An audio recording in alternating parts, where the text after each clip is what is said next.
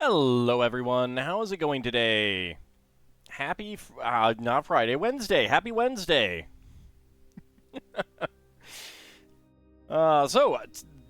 Today, I have four of the Ninjago modulars. These were, they're little micro versions of the four modular sets that have come out so far. I have this one. This is currently available. I missed this one. I'm pretty sure I missed this one, but I feel like I may have gotten it, or I might be thinking of something else. But they're pretty cute. They're pretty cute. Dense in terms of parts. The downside, I do not have digital instructions for these. So it's gonna be a little interesting to build them. Anyway, they were Insider Point redeems this summer. I think they're sold out now, but they're pretty cool. Finished a solo at 2E adventure. You started in 2020 and made more progress in a solo Beckme game. Nice. No, so they're micro versions of full size ones. Like we built this one on stream. Maybe last year? And this one is currently out. The full-size, non-micro version. I do need to get this one still, the full-size one. Okay.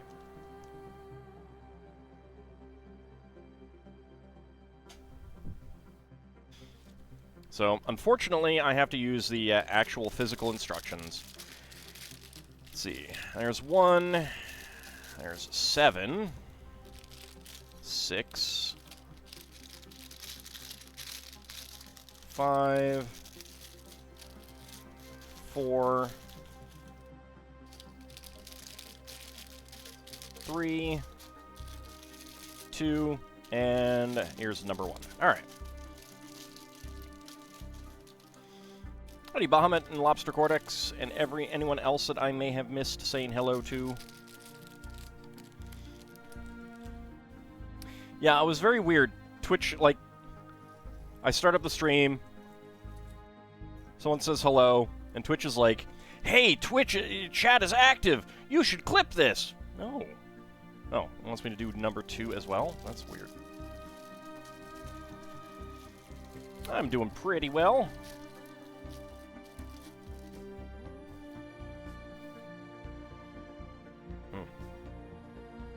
I need to, like, probably need to wash this this thing. There's little bits of, like, dust, particulate matter. Alright, so let's see. So start out with our trans light blue 2x2 up there. And unfortunately, this is perfect bound. I like perfect bound for books. Don't like perfect bound for instructions. Give me a good stapled instruction. There it goes again. Chat seems active. Consider clipping this moment for AuldDragon. For crying out loud, Twitch. They must have made a change. Physical instruction booklet. What next? Physical game manual. I know. Might be more likely than you think. It's not.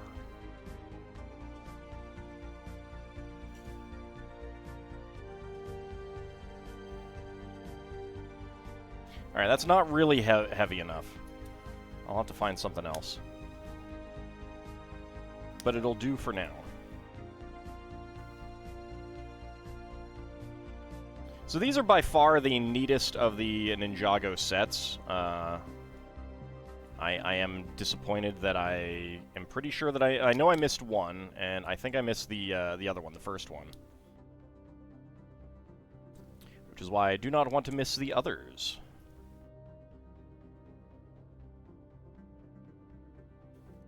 So how is everyone doing this Wednesday? I'm doing pretty well myself.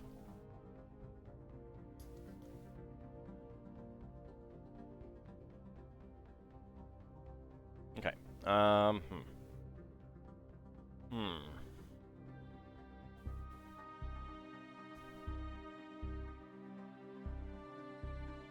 Phone is heavy. There we go. There we go. Thanks, phone. Find it amusing for a bit the Byzantine Empire was tribal. Someone probably already had a tribal title when they inherited it. That's what happened.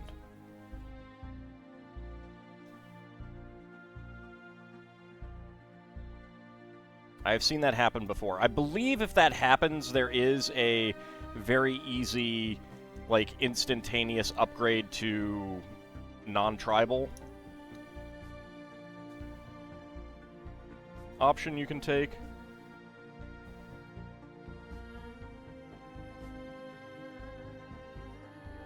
But it has been a while since something like that happened to me.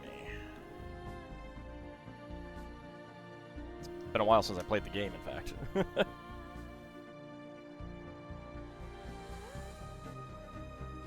Howdy, Yagra, how's it going?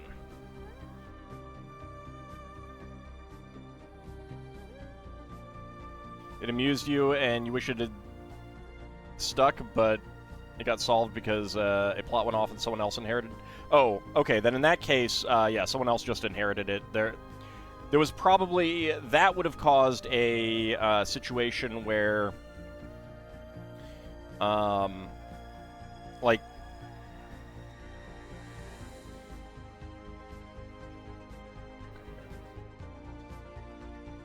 Non-tribals hate being vassals under tribals, and I think that might be one of the things that gives you the option to upgrade.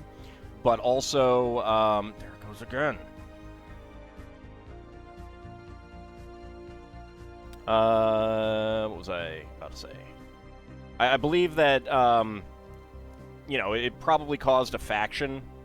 You know, a whole bunch of people, they don't like serving under tribals. So it probably fired, and the person realized that they could not succeed, so demands were pressed, and he probably gave in.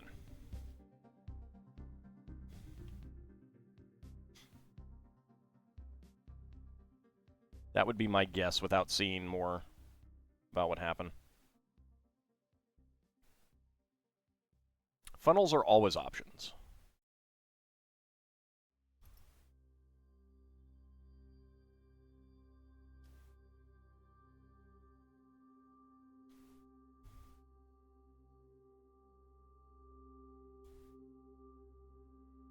It was a plot that fired off and he gave up. It wasn't a faction. Oh, okay, someone murdered him. Alright.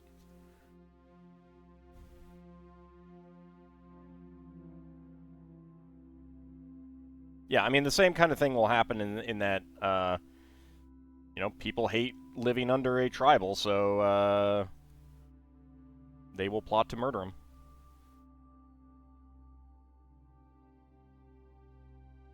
Right. Bag number 2 also counts. I need to remember that there is a second bag up here.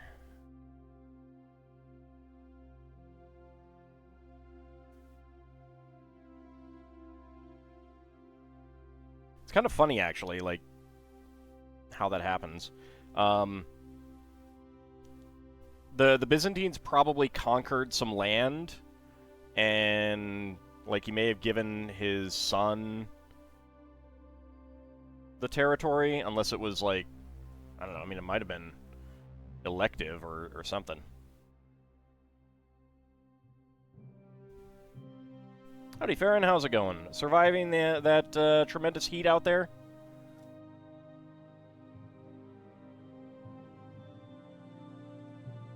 Balmy 20,000 plus degree weather?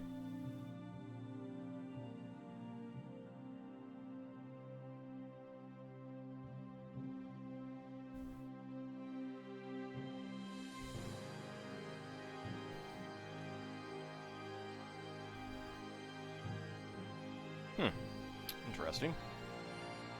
So they're using the clip as a support there.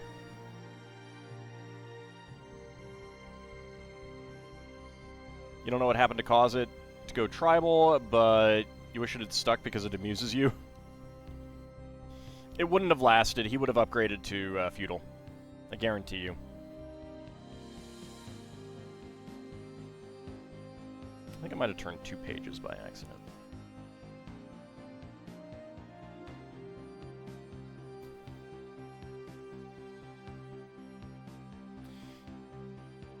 See that I survived the eastern heat wave as well? Yep, yeah.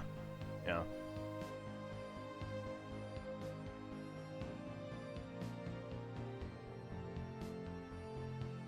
Not that much actually sublimated, so, I mean, or let me rephrase.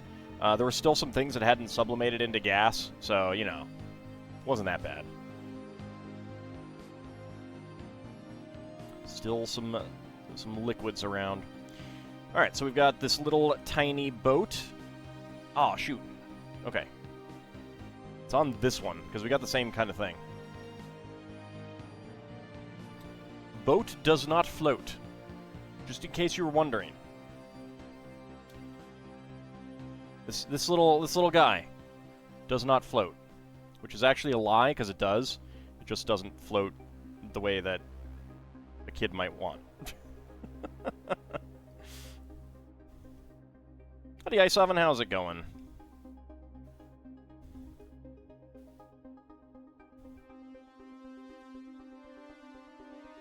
Oh, it's your birthday! Well, happy birthday!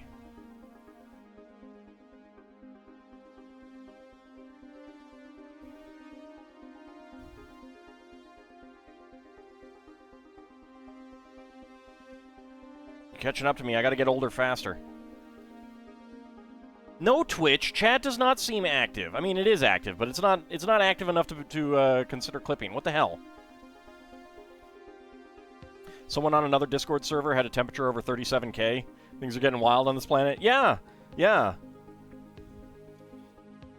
Yeah, climate change is going a little wonky. A little bit wonkier than many of us expected it to, for sure.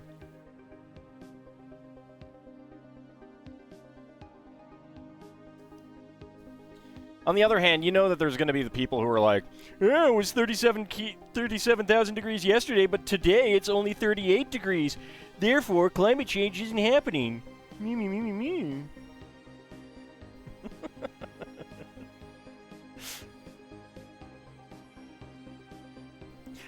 I think with that temperature, Bahamut, the Earth is turning into the sun. I think we might, you know, I think the aliens of 2010 missed Jupiter and accidentally turned Earth into a second star.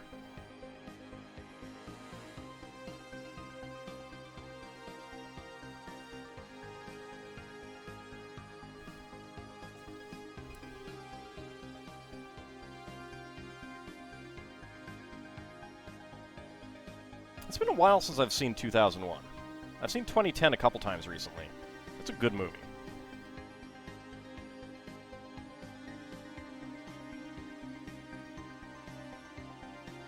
They don't make movies like that anymore, I feel like.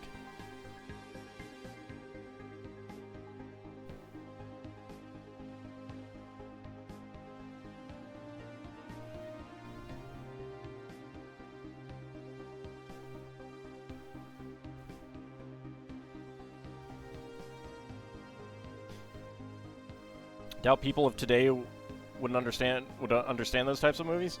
I think that is underestimating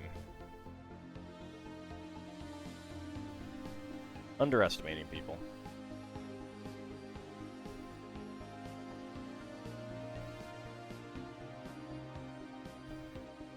I mean, yes, the internet has rotted some people's brains. I think online reviews have kind of given some people the feeling, like, I will say that, like, some time ago, some decades ago, people who didn't understand a movie would probably go to it and be like, I didn't understand this. Oh well. And now it's more like, I didn't understand this, now I'm going to go post online about how dumb it is. Still colder than Pompeii on 79 AD, so obviously climate change cannot be real.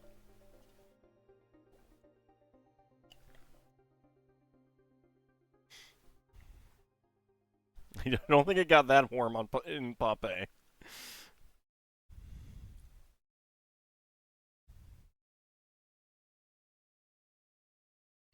Right, that goes right on there.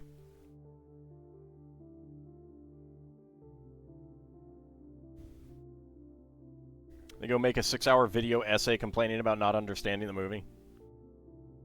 Or they just leave one of those, like, one-sentence reviews that is rife with spelling errors and lack of punctuation and stuff like that.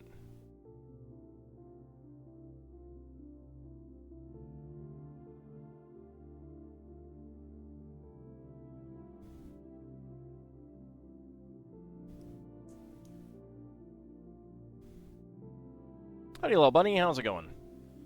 Not exactly gifts with purchase. I think that some things list them that way, but they're actually insider point redemptions. Hello, High Wind Snowstorm. Well, little bunny, you should have been where I am today. It got up to what was it, 23,000 degrees Fahrenheit? I think. Let's see. Yeah, 23,681 degrees Fahrenheit. You know? You're not going to get snow then. That's for sure.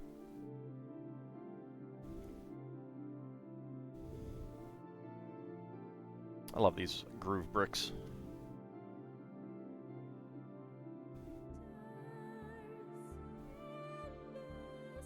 If you suddenly cut out, it's storm-caused outage. I want a storm-caused outage. Well, I don't want a storm-caused outage, actually, but I do want a storm, a snowstorm.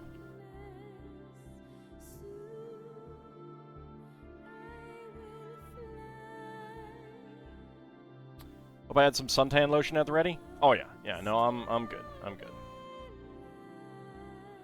I'm a dragon. That's nothing.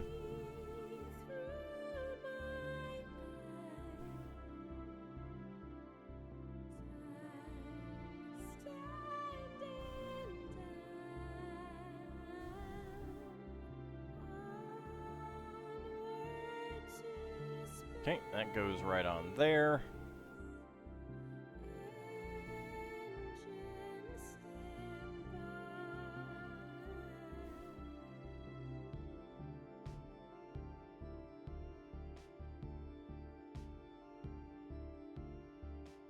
Now, in some good news, I may have some Lego being delivered this evening. It is supposedly out for delivery. Supposedly.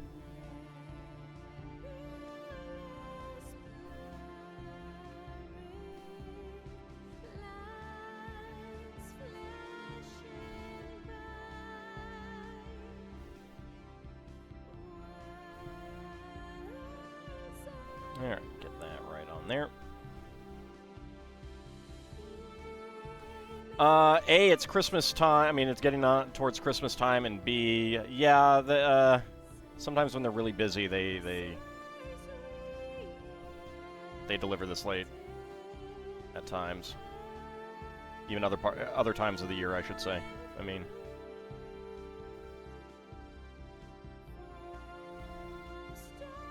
it's not coming USPS. USPS doesn't deliver this late usually. That only seems to happen when they're backlogged with like people out sick or something.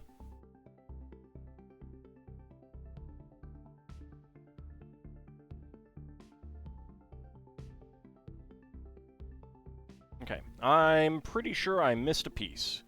That is a lot of spare parts. I was like, okay, I still got a lot more to do. I mean, look at all these spare parts. Alright, where is the 1x1 tile that I missed?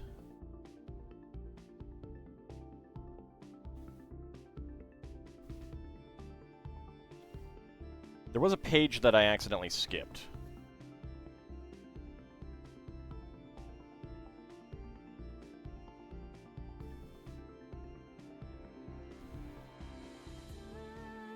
There have definitely been people who've... oh, there it is. And I even saw that, and I meant to put it on. Must have slipped my mind. Alright. There have definitely been people who've done something like that. One member of Congress, when we had a snowstorm, actually, like, brought in a snowball and was like, see? proves climate change isn't happening.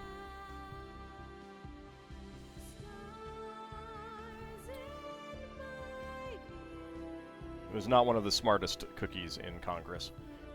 Howdy, Vigastry, how's it going? Alright, so spare parts. We've got 1x1 plates in brown, beige, trans light blue, and bright orange. 1x1 tiles in dark blue, gray, and trans orange. 1x1 cylinder plates in gray and brown. 1x1 tile slopes in tan and gray. 1x1 plate flower in green.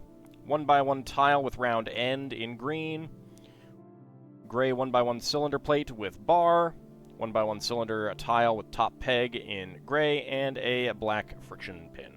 Look at all these spare parts. I love it. I love spare parts. Love spare parts. Spare parts are great. Why not just put these in one bag? I don't understand that.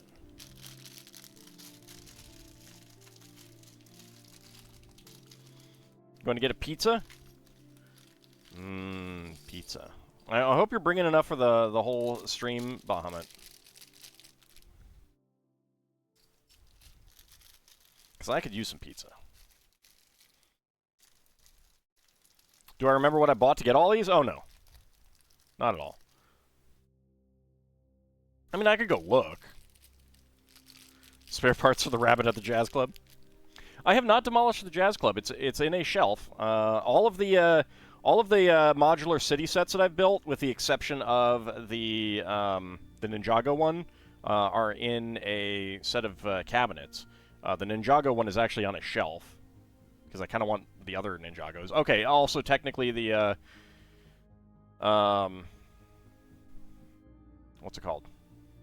The Daily Bugle is also on a shelf. But that one is also super tall. I might take that apart.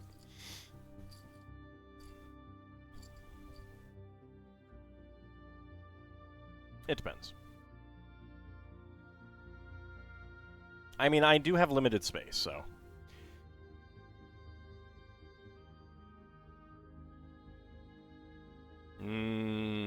cheese pizza. Well, okay, so technically I've got...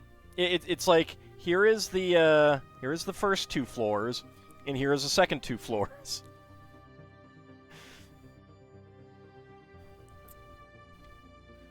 So the ceiling in that area is actually pretty low, so... That's the reason for that. But I'm hoping to get a new piece of furniture in another place that I could then definitely put it. I mean, the cabinets that my modular town buildings are in, the shelves oftentimes tend to be just a tad too small, so some of the sets have like little antennas and stuff on them, little peaks sticking up, and I've had to pop those off and just like lay them down on the roof.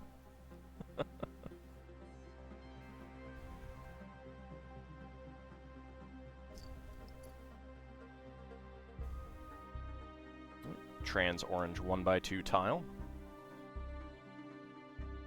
Which sets did I buy that are being delivered today, hopefully? I don't remember.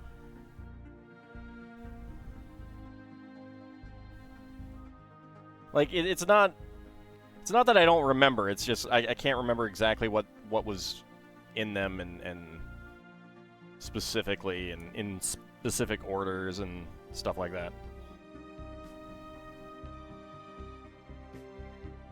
It's not as bad as it sounds.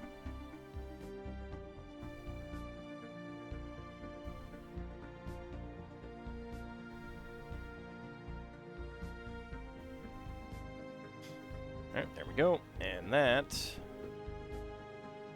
goes right here.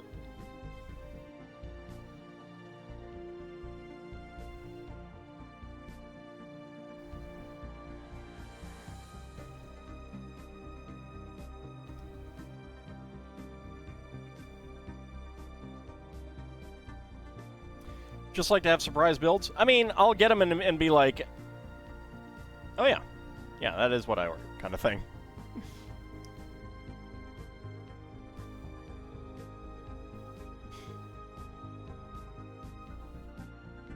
There's been a lot of sales, and there's another sale going on this weekend.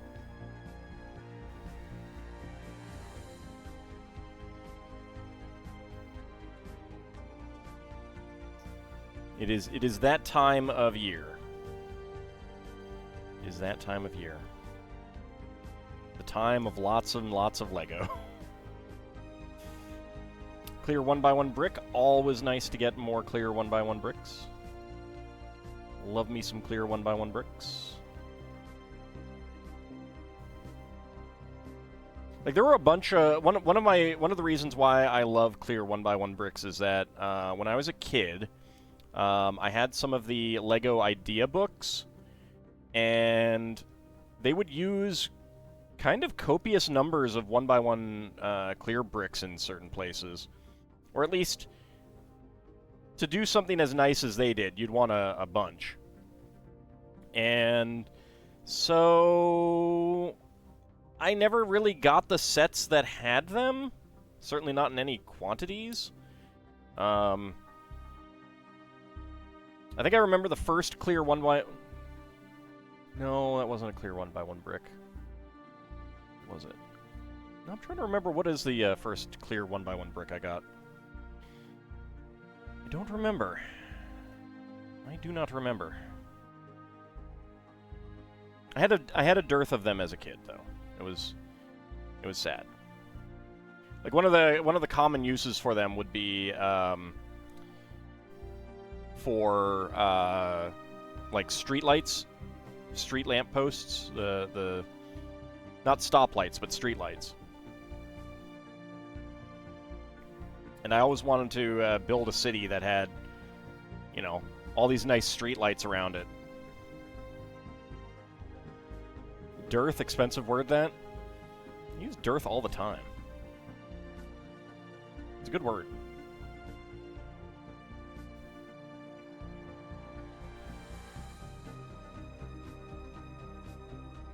It's a word that people should use more often. Just like people should use moist more often. Moist.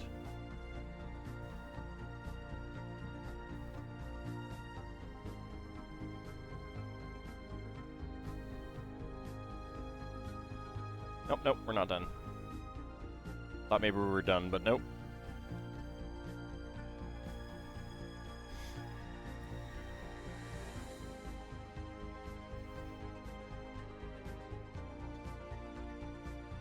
But yeah, so, clear 1x1 bricks. I like them. There's like 300 pieces in each of these sets, just about. It's really nice. I mean, they are small pieces, but like it's a lot of pieces.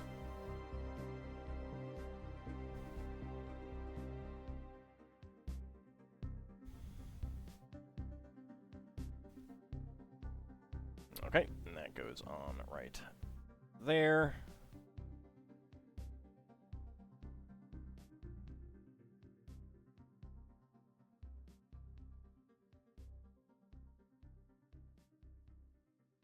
There we go.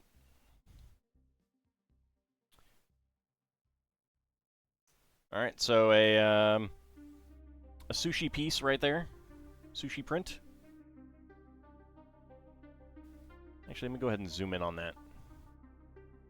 It's always nice to get more sushi prints. Prints in general. Fun prints like that. Where is my... There it is. Give me a second.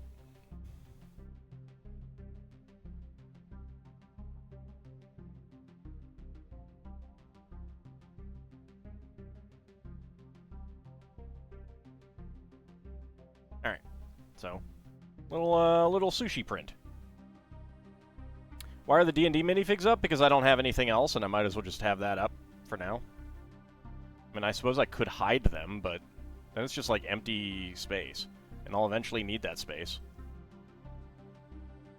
I don't have any instructions for these. I looked on Lego's website, and they don't have digital instructions for some reason.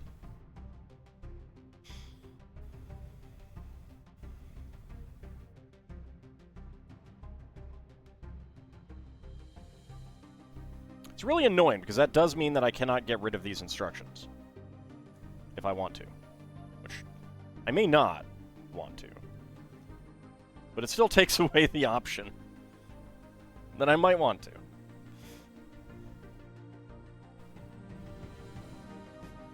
Alright, trans orange 1x1 bricks. Not as cool as clear 1x1 bricks, but still pretty cool. Still pretty cool.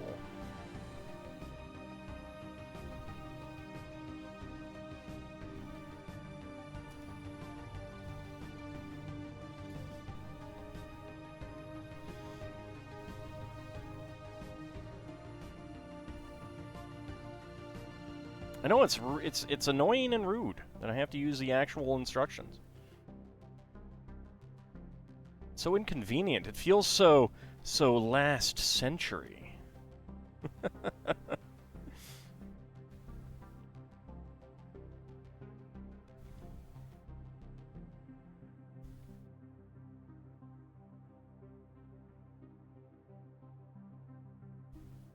So I believe that these are railings here, and these 1x2 tiles are representing like billboards and stuff. What a coincidence! Ald is last century too. Well, yeah. I mean, last century was good in many ways. Many ways. Except needing to use physical instructions that are annoying.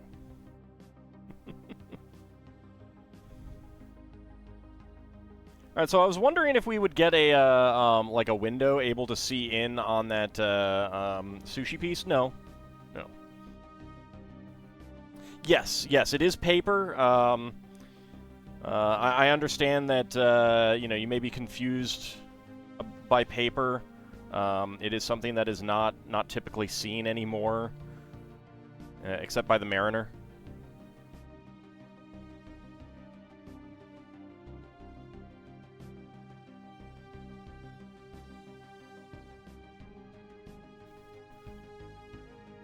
'80s Lego should have made their own Satellaview for Ald to have digital instructions as a kid.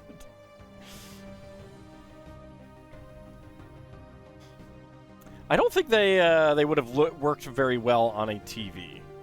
I think that would have been a bad way of doing it.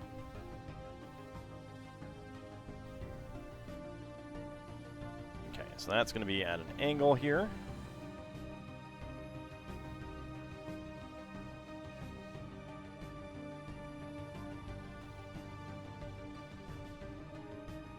There we go. Bright green 1x1 with horizontal clip, and a trans green 1x1 tile. That will clip on right there. That might be it. Yes, it is. Alright. So, yet more spare parts. 1x1 plates in bright orange and beige. 1x1 tiles in blue, gray, white, and trans green. 1x1 cylinder plate in gold. 1x1 tile slopes in black and beige. 1x1 quarter cylinder tile in beige. Not beige, tan. Tan over here, too. Green 1x1 tile with round end, and a black 1x1 cylinder tile with sushi print. It's no longer controlled by a member of your dynasty. Well, you obviously need to go murder them all.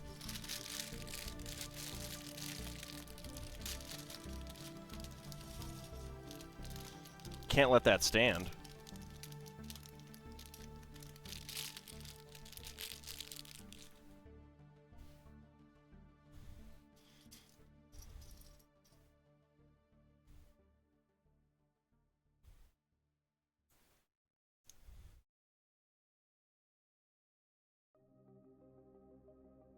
Pretty soon I'm going to have to swap where my my camera, my phone is, because this is beginning to stick up a bit.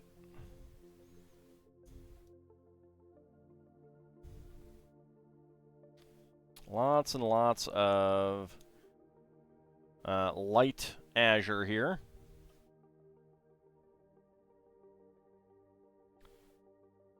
So I actually thought that this was going to be a macaroni piece, not a 2x2 cylinder plate. Or a brick. I am disappointed. I am disappointed.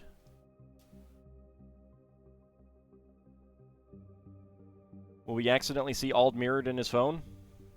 No, because this is it's a matte finish, not a shiny finish.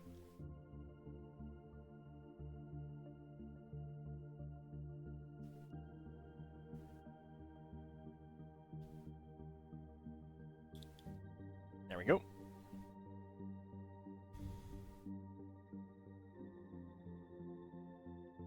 Alright, pair of light blue 1x2 bricks and a pair of 1x3 arches.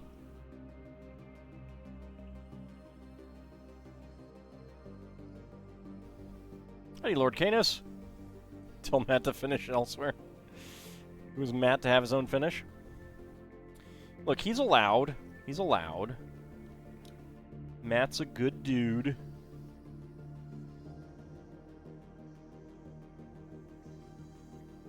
Could be a dudette, I suppose.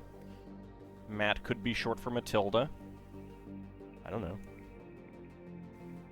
I didn't ask.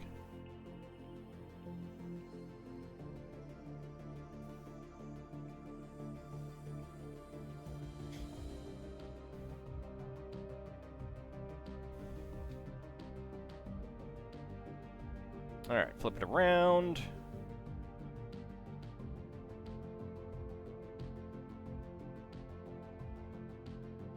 And black half arches.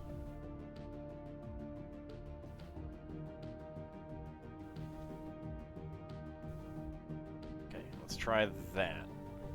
There we go. I found a solution, everyone!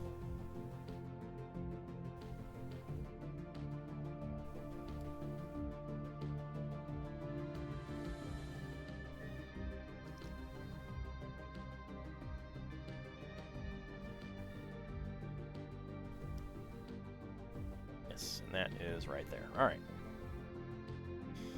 Yeah, I'm disappointed that this isn't a macaroni brick.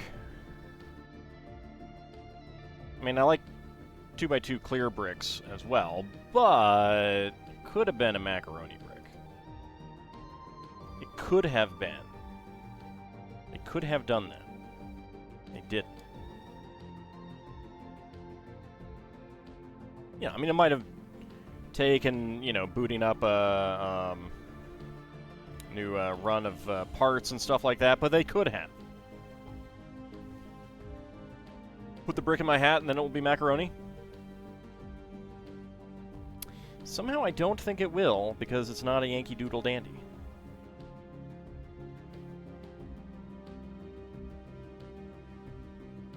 Did I miss that?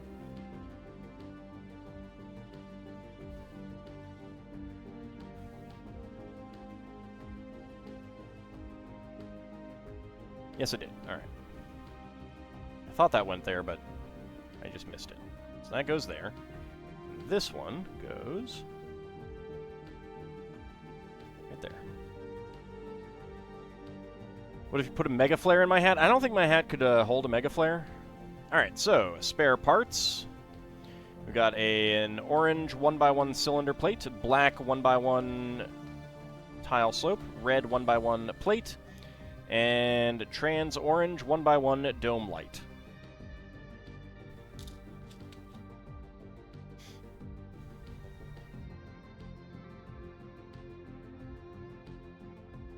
Okay. And then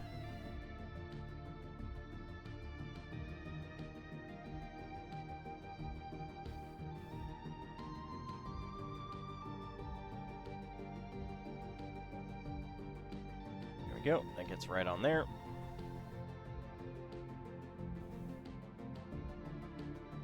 I do like this part with the opening there.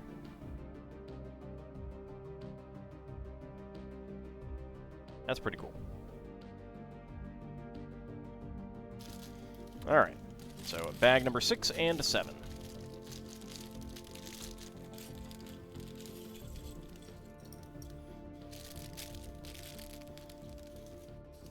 I mean, a Mega Flare might be permanent if you try hard enough. They're the Ninjago City modulars, but in micro scale.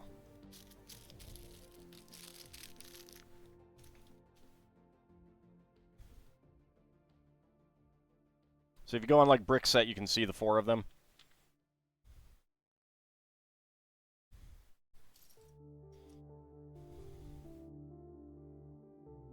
All right, dark gray friction half pin.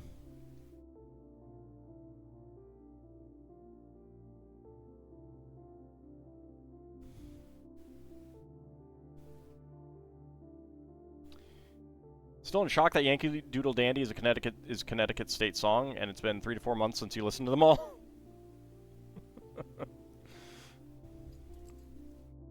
I am still so glad that Maryland got rid of its former state song. So very, very, very, very, very, very glad. All right, flip it over.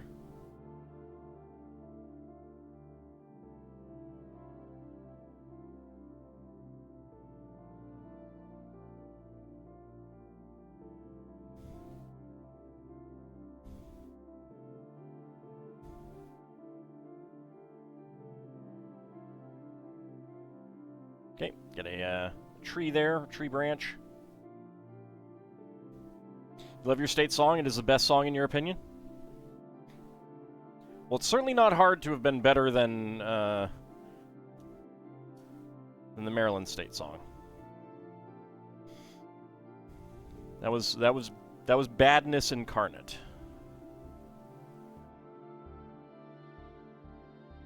You have no idea what your state song is.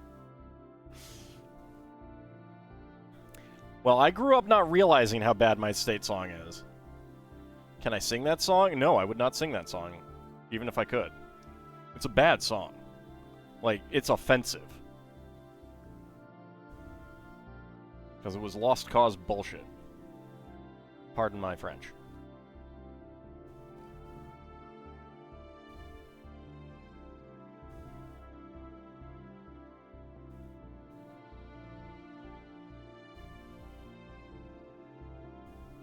I mean, he can like his flag.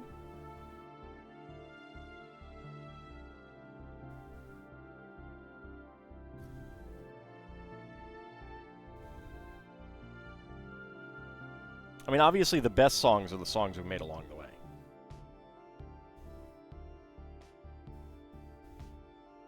Your state song is about a missing woman? Oh, did someone make Richard Marx's Hazard into a state song? No, they didn't.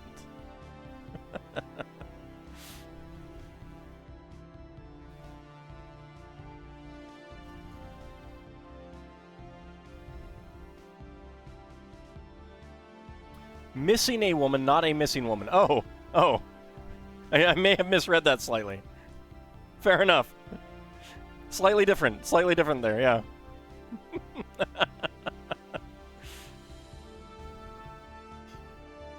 It's a good song, right, Vigistry?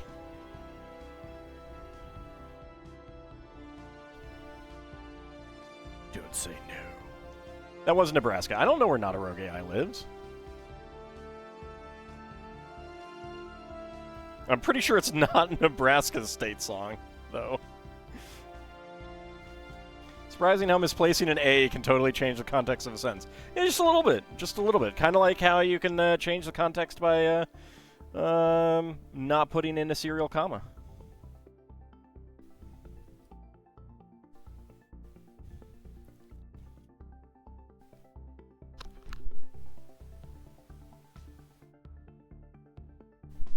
Always use an Oxford comma, people. Always use an Oxford comma. Unless you want to intentionally be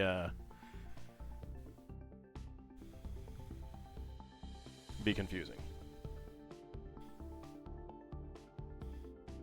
The Hazard song, yeah, that's about Nebraska. Well, it mentions Nebraska, yeah. And I think that it was inspired by a town in Nebraska just by its name.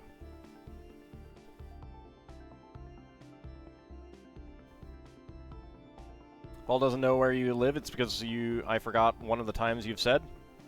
That's going to happen.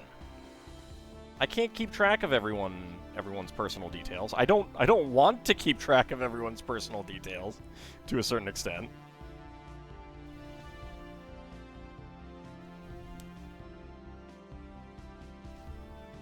You avoid Oxford commas only when you want to be ambiguous. Yes, yes. For comedy purposes, kind of thing. I mean, there's no rule that you can't have 12 state songs.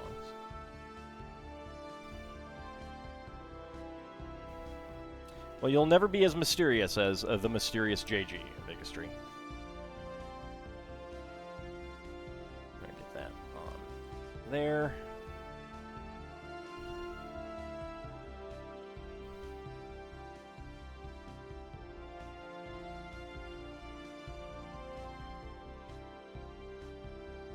Okay, lime green with 2 trans green 1x1 tiles.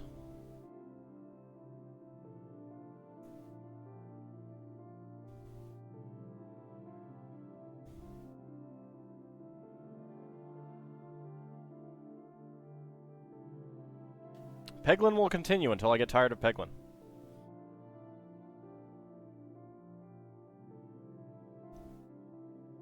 Peglin is one of those things that I can just sit down, record a bit. I don't have to worry about, like, I have everything set up. I don't need to worry about testing. I don't need to worry about sound levels, because I've already done it enough, and I haven't made any changes. Unless, of course, Windows decides to change things on me, which they have been known to do on occasion. And I can just sit down and play, and it doesn't matter how much I record or how little. It can just be one and done. Yes, Bahamut. We know that you live in a state that has no summer.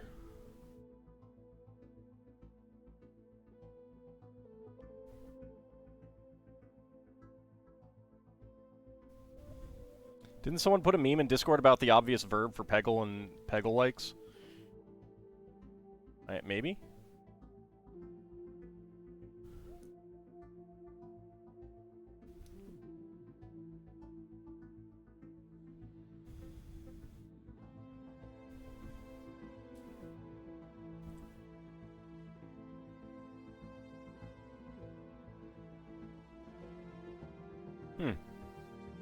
Color balance is off on these instructions because this is sand green. And that makes it look like teal.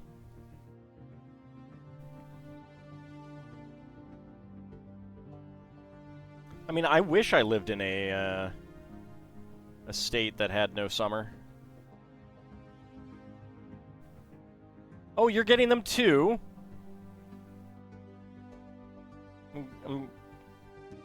I actually kind of wish it was just me.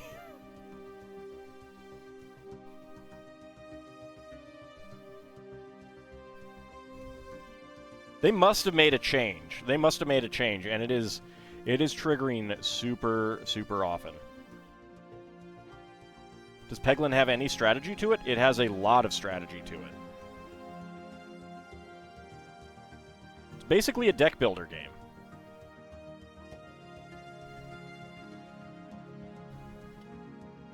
But with some randomization.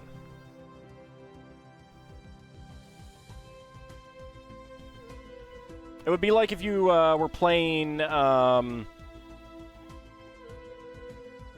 see, which way is this going? It'd be like if you were playing Magic the Gathering, but you needed to, like, you were randomly given your cards.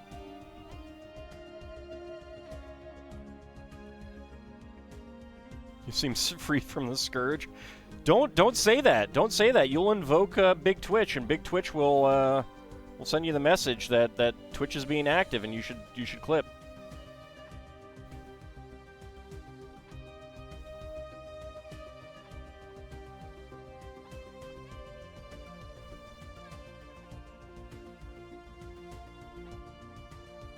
I mean, clip sharing can lead to getting more views and stuff like that, because those clips can be displayed and stuff like on the main page and things like that, and randomly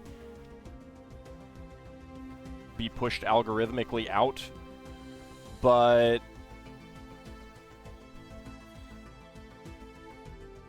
the bigger problem is just that, like, I mean, right now they're just spamming that message. I don't know what is, you know, like, I don't know what they did to cause that. But it is a little ridiculous.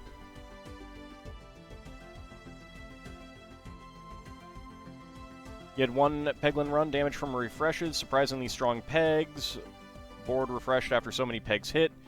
And that one multi-slime ball that does no damage on its own. Chipped bosses to death. Yeah, I did that once too. Alright, Bahamut. Enjoy getting your pizza that you're not going to share with the rest of us. So sad.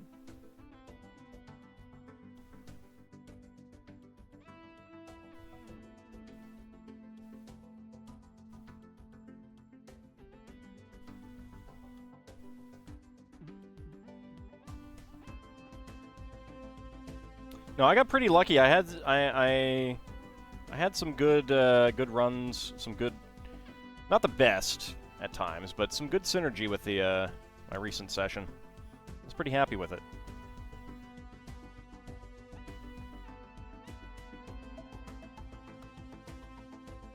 Yeah, so the problem with the problem with strategizing in Peglin too much is that you have no control over what you get. But if you're lucky, then you'll get, but that's why it gives you choices.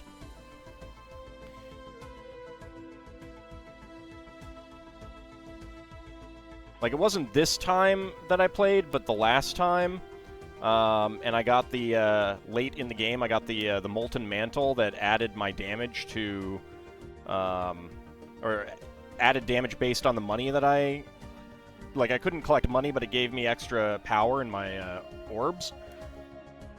That was amazing and made such short work of the dragon boss at the end.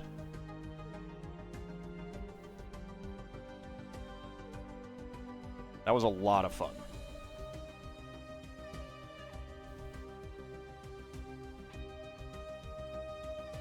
Not a spoiler, because that was last time I played. Those videos are up there.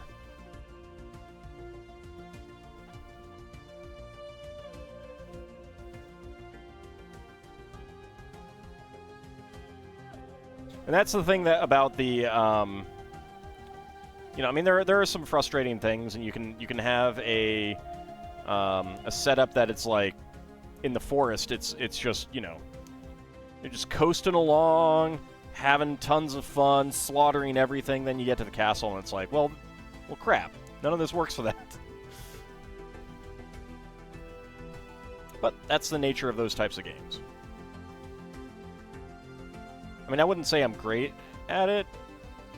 I wouldn't say I'm great at the strategy of it either. But it's a lot of fun.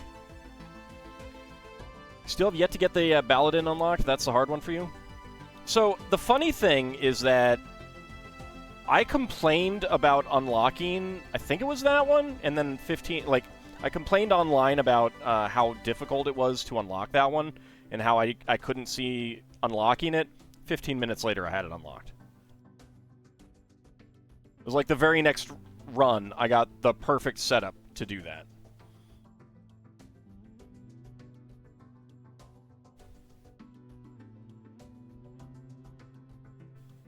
Yes, yes.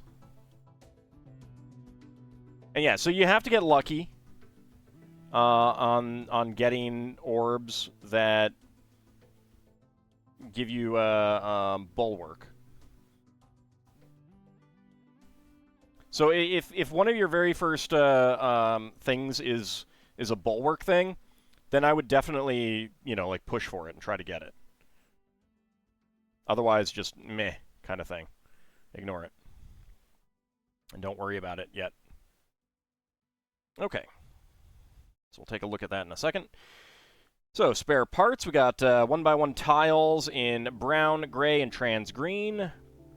Plates in 1x1 plates in white and red. 3L bar in black.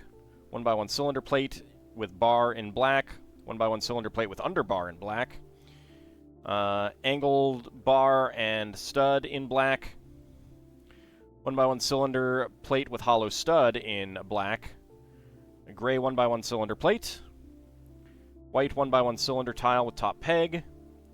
Black 1x1 tile slope. Dark gray friction half pin. Black on black lever.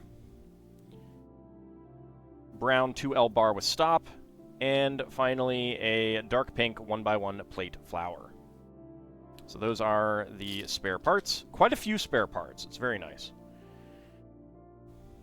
You only got the Scientist Peglin because you had an aggressive slime run? Yeah, I mean, that's the thing is you got to get lucky, and then just, when you think it's coming, just push for it. And focus entirely on that.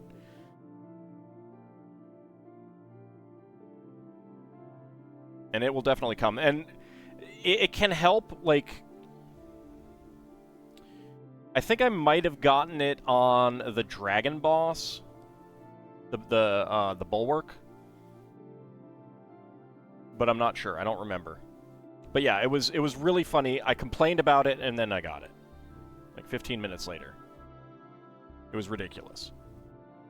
Like, I'd been trying and failing, and then just everything came together. Alright. So I really like this mid-level with the, you know, you have the slope here for the, above the door, and then the doorway in there. And having the, clear windows here, although this would have been nicer if it were a macaroni piece, but complaining always works except when it doesn't. Yes. And then the roof up here. Could use some more interesting details back here, but I don't know what it would be like there anyway, so. Alright, so that is the first one. 111 steps is pretty crazy. Okay, so that instruction booklet put to the side.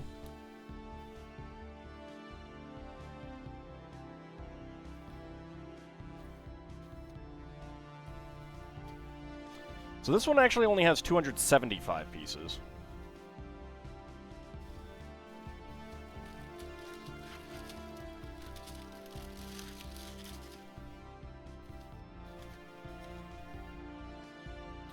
But they do actually show the original. I tossed away the box for the other one.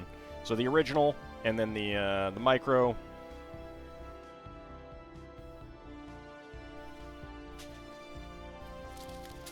All right, bag number 1, 2, 3, 5, 6, 4, 5, 6. 2, 3, and 1. Oh, I need 1, 2, and 3 here. Jeez.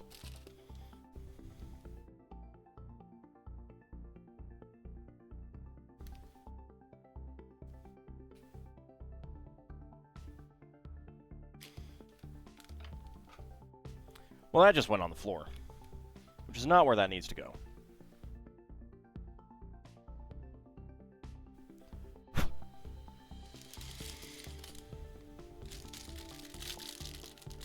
I have not actually gotten Crucible with any of the secondary classes yet, I don't find them like different enough, I guess. I don't know. Maybe if I hit max Crucible with the regular Peglin, I will start doing that.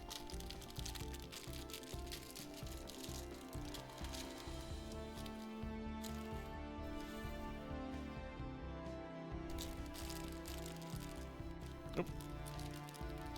Extra piece in there that I missed.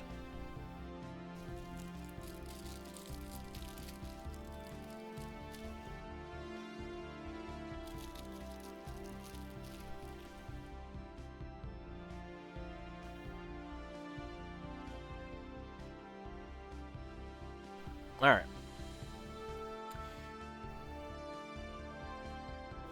2x2 tile with a center stud. They do get some unique orbs. Scientists can get an orb that you can upgrade by getting lucky and thus get components for. Yeah, no, they do, and I've gotten that. I did get all of those components in one run. But it's just like, it doesn't feel that different playstyle-wise overall. I did get a new orb in one of the sessions coming up that was incredibly fun.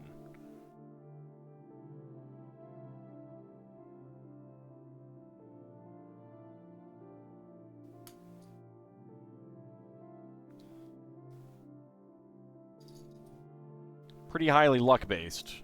Well, kinda, but it was just incredibly fun. I had a lot of fun with it. But that would be spoilers.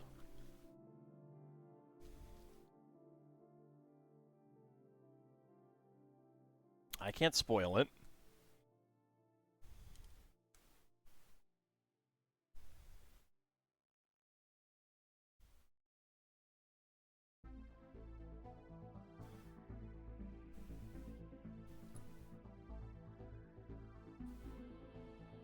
There we go.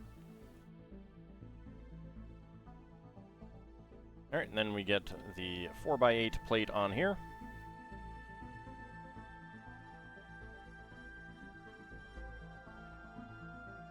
There we go. 3x3 plate.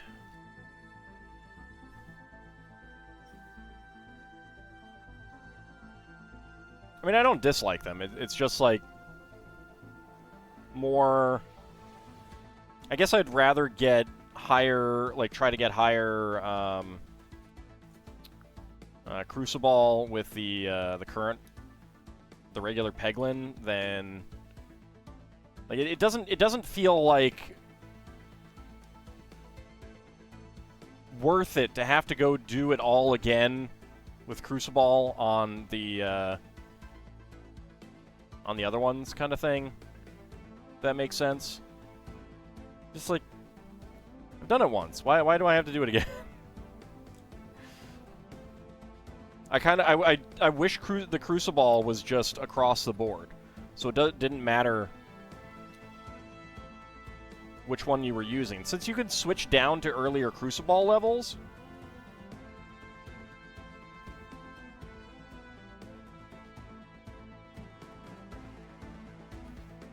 I don't know, it just feels annoying.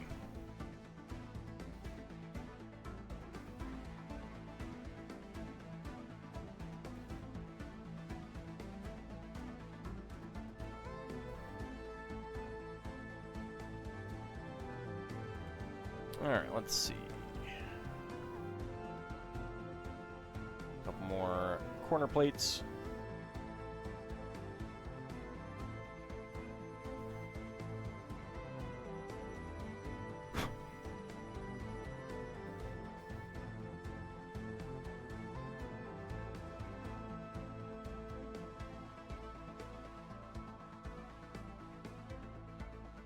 Like, I do remember when I got the fully upgraded,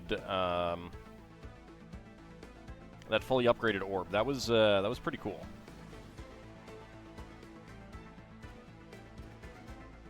Because it has a bunch of different things that it does. And that was pretty neat.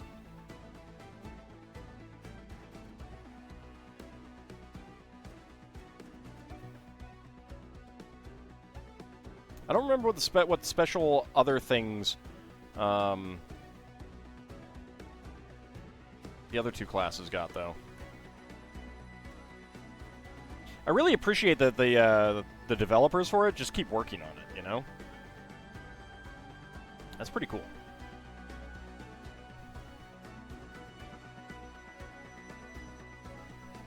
Like, I really did figure I would be, you know, like, I'd be done playing it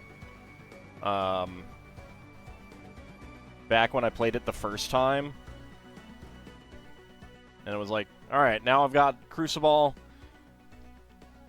turned on. I don't like it. I don't really see any reason to keep playing it. Guess I won't. And then they update it, and I'm like, alright, well, I want to try out this stuff.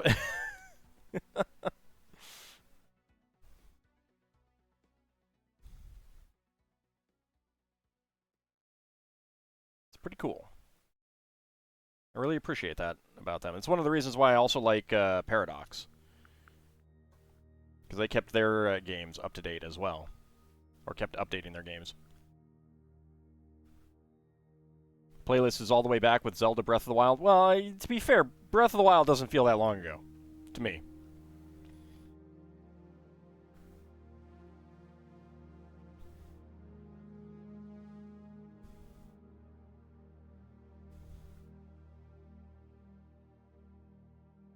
I didn't exactly play Breath of the Wild fresh.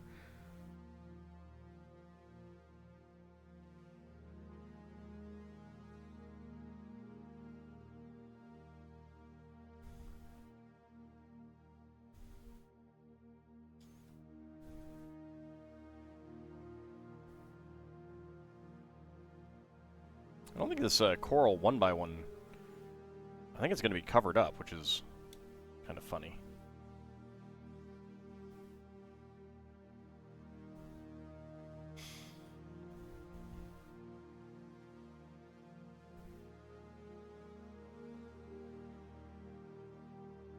I mean, my first stream on Twitch was in 2013.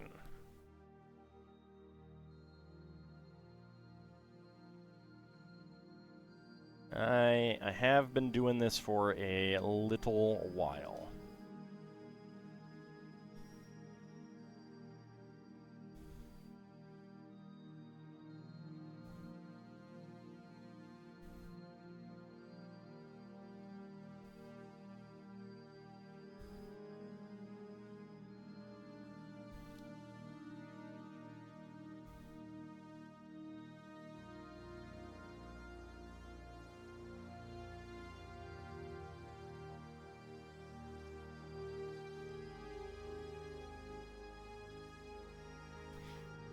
I need to get on the ball and post more on Blue Sky with, like,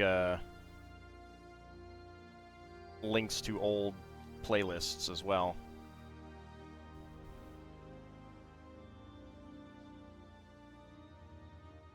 Okay.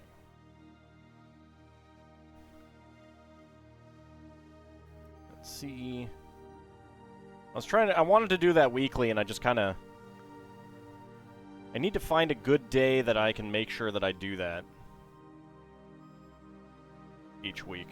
I haven't gotten there yet.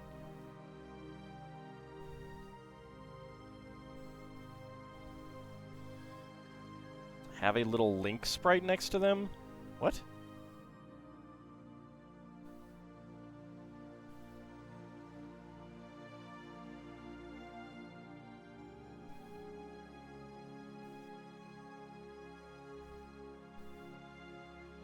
Yeah. I'm just confused. Alright, there we go. So we have a dock, and it kind of curves out a little bit.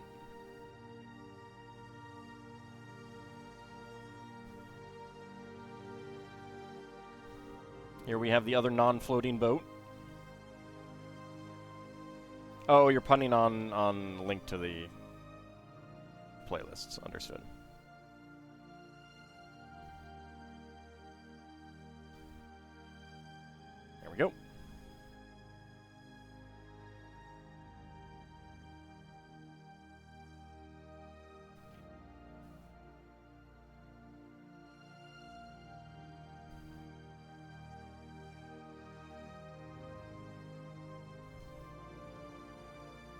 Let's see. Dark gray bracket. There it is.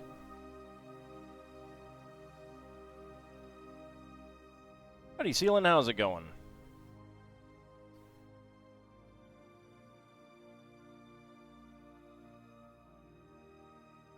Oh yeah, you know what? Since we're doing Ninjago, we need old man breakfast cereal. Oh yeah, I'm here, everybody. Is good? That's excellent.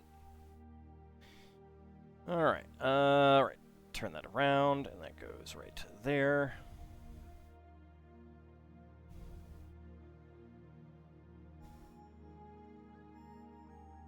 Go fighting yams. It's breakfast soup, sorry.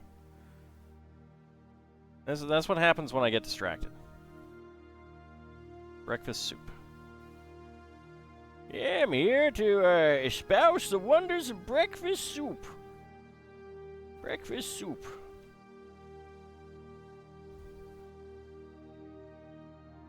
Yes, now chat is active. You can clip that. Get the breakfast soup clipped.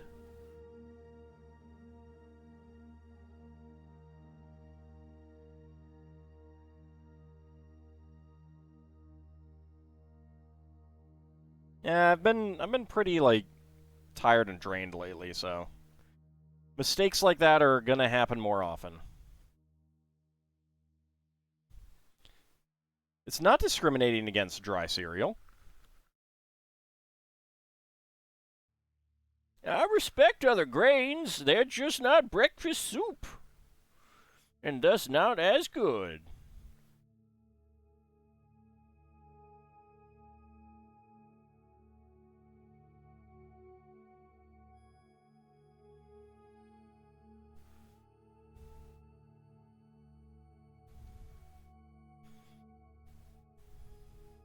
That's just how she displays her enjoyment of old man breakfast soup.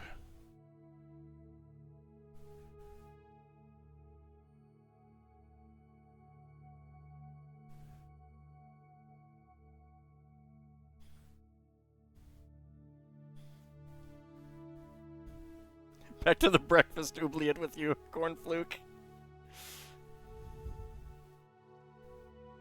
I appreciate you too, little bunny. I thank you kindly for all the positive things you say about me.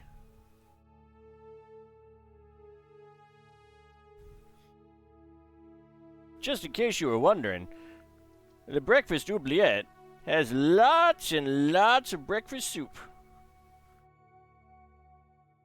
And pancakes. And waffles. And French toast.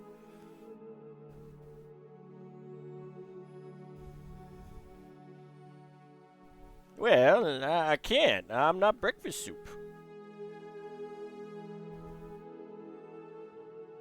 Roboros. I mean, if you work really hard at it, I'm sure you could make some breakfast soup Ouroboros. Might be a little difficult. Might take some work.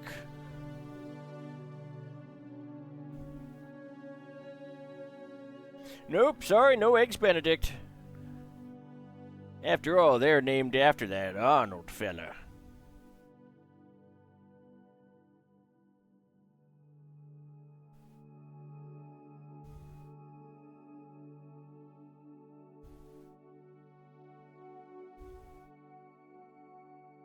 But what we do have is breakfast soup. There's other kinds of soup, too, if you want them. But none are quite as good as breakfast soup.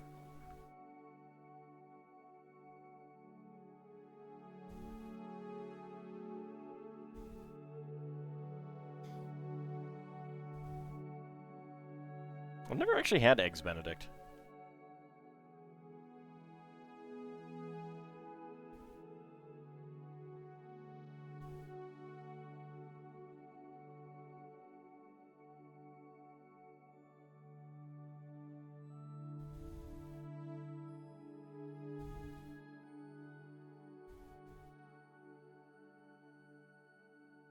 It's interesting using these pieces for staircases.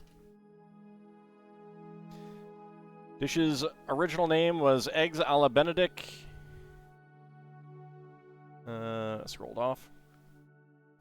But it's now more commonly known as Eggs Benedict. The dish was created by Chef Charles Ranhofer at Delmonico's restaurant in New York City's financial district in the 1860s. Ranhofer created the dish for Mrs. Legrand Benedict, a regular diner who wanted something new on the menu. He published the recipe in his 1894 cookbook, The Epicurean, just to set the naming history straight. Hey, you know what? I bet Max Miller of Tasting History will have an episode on that one of these days. Trying to draw a bit here while you still have power. All right. Well, you know... Yeah, I won't say it. Tricky to pull off Eggs Benedict. You got to make sure the hollandaise doesn't break while making it. I wouldn't know. That sounds like effort to me, and me and effort when it comes to food are very much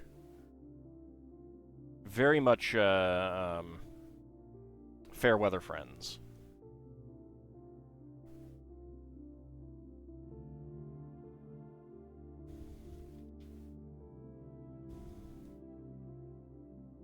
Keep bumping Princess Linda.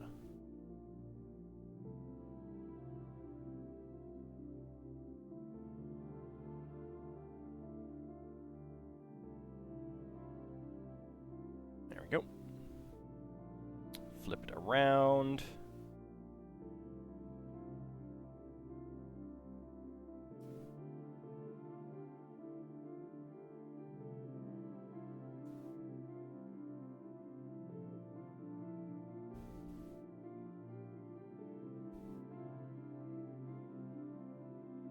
You've never had it either?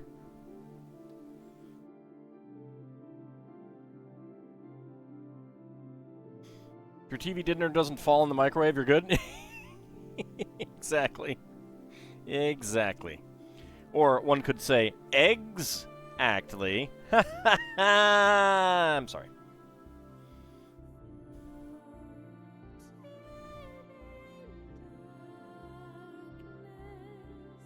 But to be fair, the puns will continue until morale improves.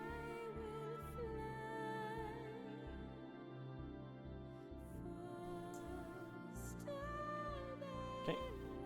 That goes right there.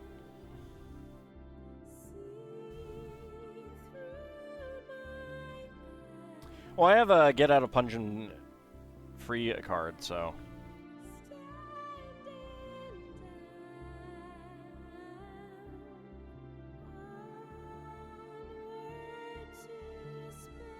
I don't believe in the carceral state anyway.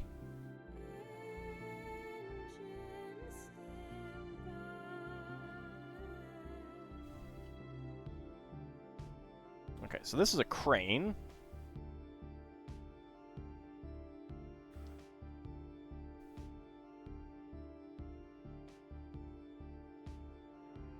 Okay, pretty sure I missed a brown 1x1 plate somewhere.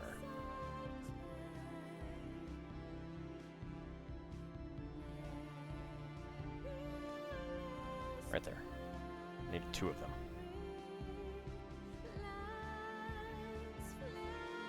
Yep.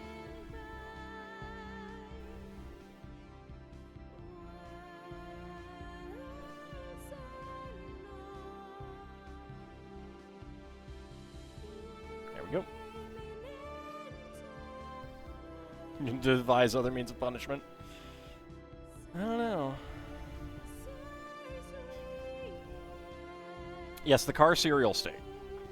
Alright, so spare parts. We got white, yellow, and tan 1x1 tiles.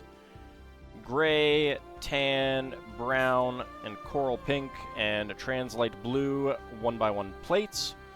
Gray 1x1 tile slope. Dark gray and dark blue 1x1 tiles with round ends. Gold, brown, black, and gray 1x1 cylinder tiles with, and then a black 1x1 cylinder tile with bar. Black friction pin. Green 1x1 plate flower. green Wolverine claws, and a black nozzle. Those are the spare parts. Brown 1x1 for the pillow, yes. Howdy, Kinshir, how's it going?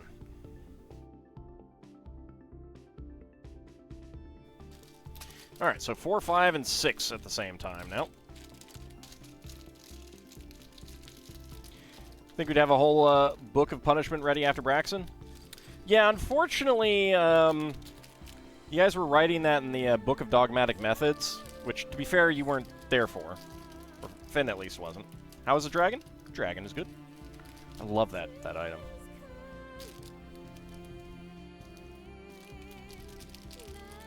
It helped that that Big Mac did an amazing job of role-playing it, in part because he had kind of a wacky way of playing already.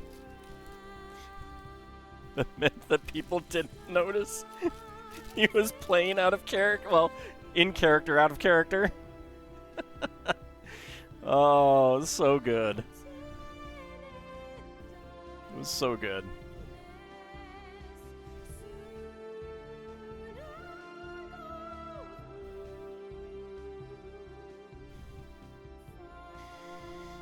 Alright. Yep. On my other machine, wants me to clip again. It's very silly. That is a gold 1x.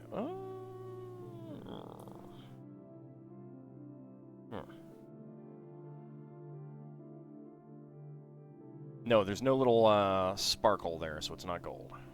It is the nougat. Someday you'll go watch the old episodes from before you joined. You've only chosen not to do so to not pollute your thoughts from pre-Finn knowledge. Well, I mean, at this point, I think that, like, Finn would probably have heard enough stories that it would be okay. But it's obviously up to you.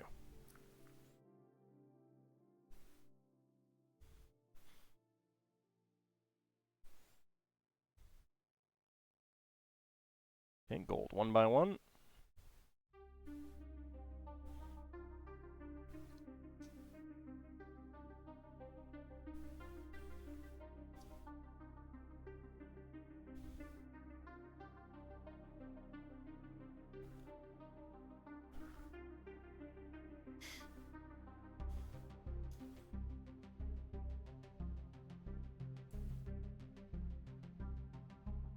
Let's see, okay. Need some rail plates. Same time, Finn's reactions to Maruzo, where you feel were much more genuine as a result. Oh yeah, that's fair. Like I said, it's up to you.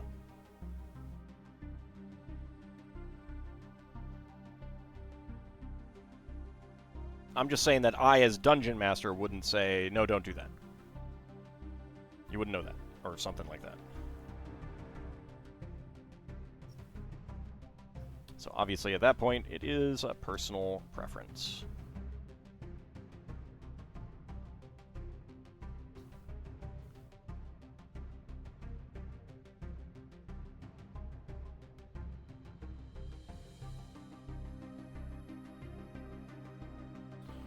Alright. 1x1 cylinder plates and 1x1 tile slopes.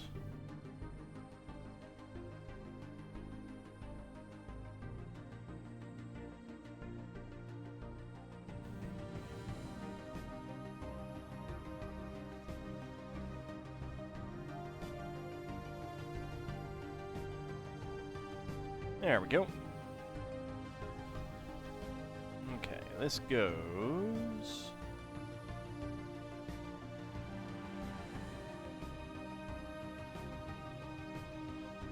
I guess right there. Yeah, alright.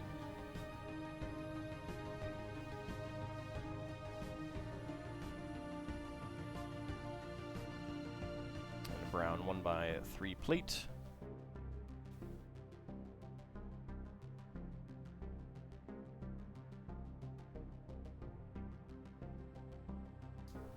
Luckily, I don't plan to, like, constantly throw old stuff at the party. I like messing around with new stuff to a degree.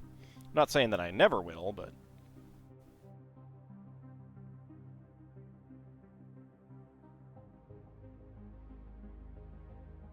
there will be plenty of new things, new exciting experiences, new exciting monsters to murder your faces, you know, that kind of thing.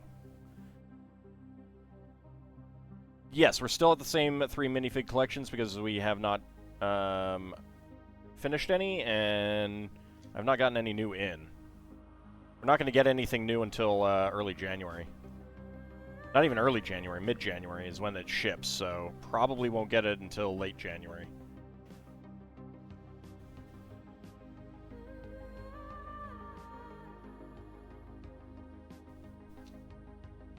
Depending on various things like exact shipping dates. Like, they haven't said exactly when they're going to ship them, so...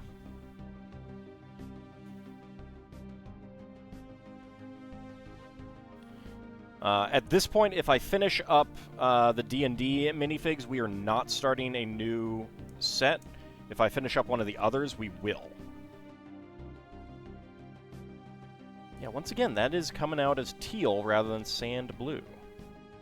Weird. Finn will once more exercise his rights to bear arms, possibly take arms away from the bad guys as well. Oh, yeah. And no bear wings, though. You do not have a right to bear wings.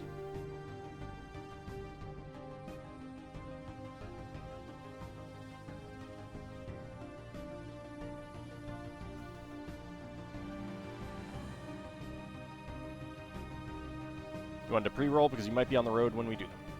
Fair enough. Yeah, we still have 2 that we need in Series 11. We're getting very low on that one.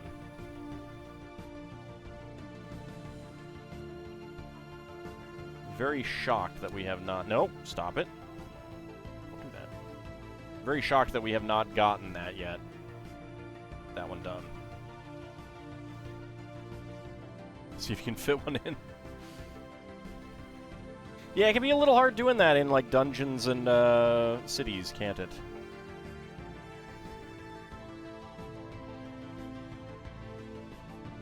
Wait a second.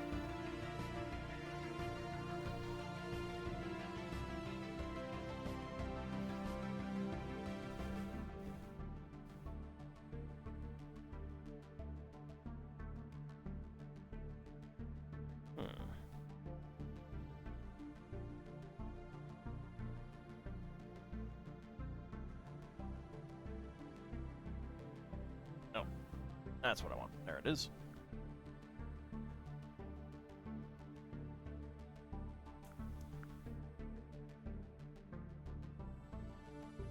This build is really busy for a compact space. You like it?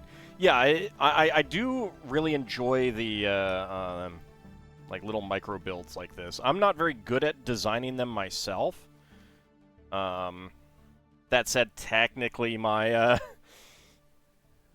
my Gundam ships are micro builds because they're 1/275th scale.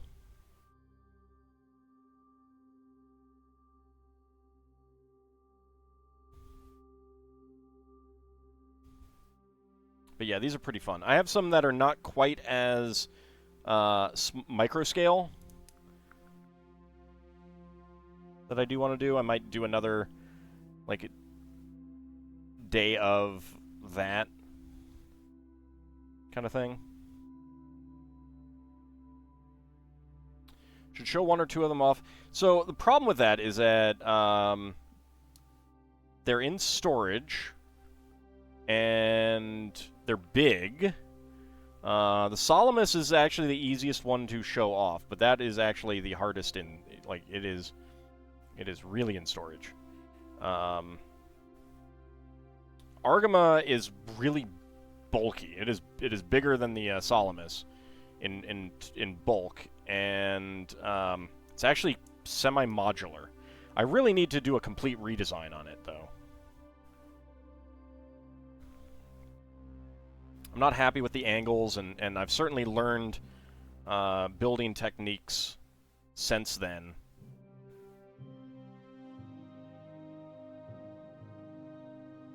I want to redesign it.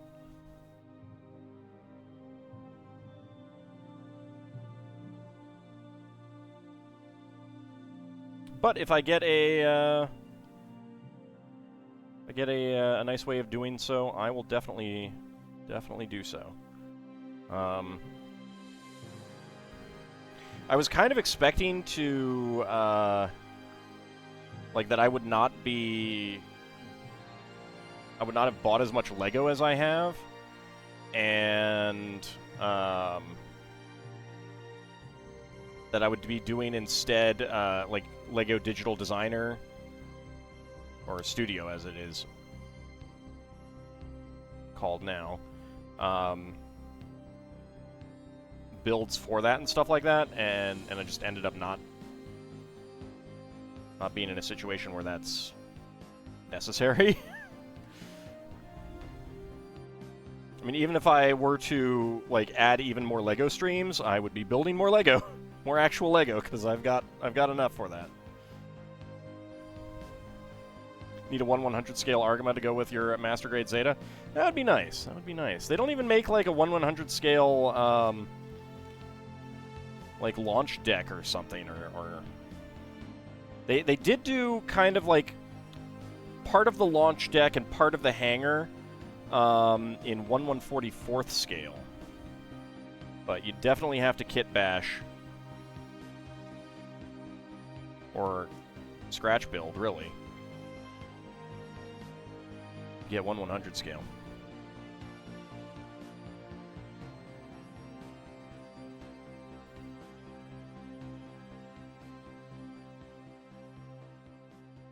But that's also why I like the Lego version, because it's just easier to get it together. Don't have to deal with, like, fabricating the parts and everything.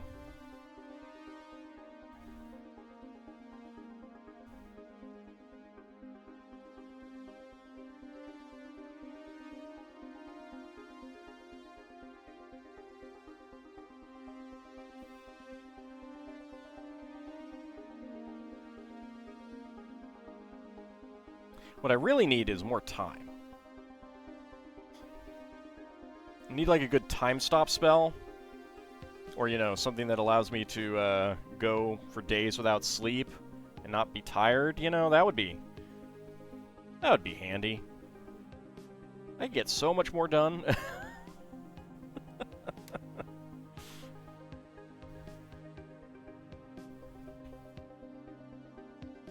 Oh, actually, it can. It doesn't do a fantastic job of it, but yes, you can. What you want to do is make sub-builds when you're going to do that, and generate separate instructions for parts, because otherwise it'll get a little bit wonky. But yeah, no, it has a specific design element for... Oh, yeah, that is different colors. Alright, so we're using light blue and then sand blue here. No such thing as time stop. Finn does have a spell for that, just doesn't have a... hasn't had a use for it. What spell?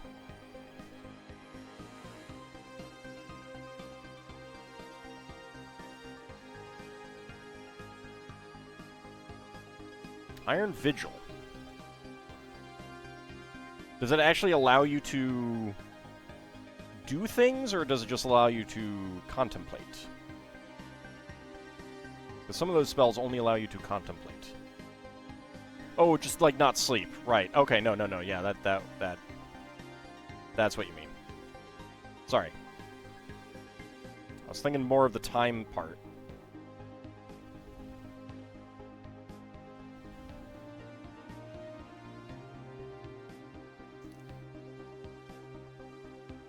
Yeah, like there's a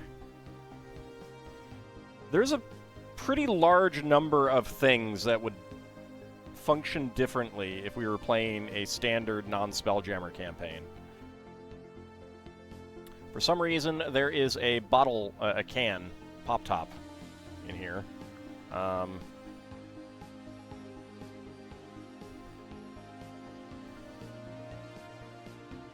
mean, I like sleep, but I also want to get things done.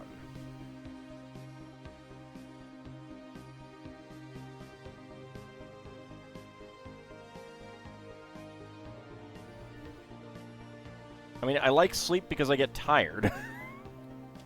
And it feels good when I'm tired. But if I didn't get tired, I wouldn't care about sleep.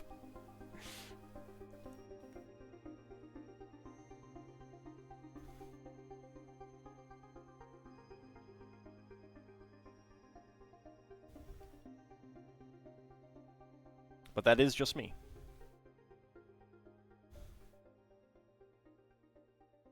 Alright, and a gold flower. All needs to stop needing sleep. I would like to stop needing sleep. That would be nice.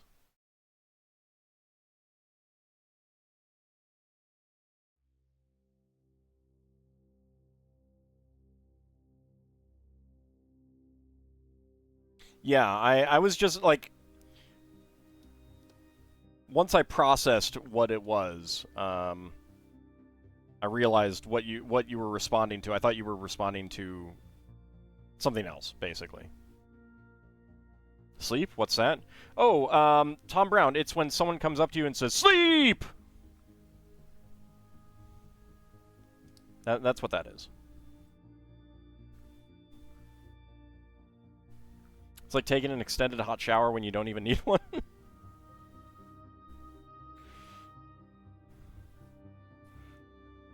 Well, you know, I mean, Lord Canis, sometimes you just need to sleep! I very much enjoy that, and I just haven't had many opportunities to use that. Not command word, power word.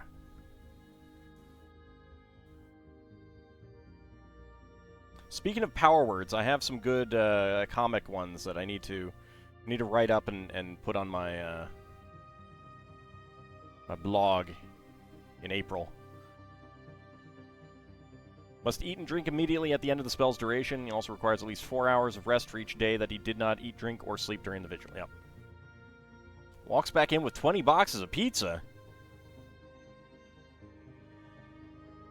Well, that is very generous.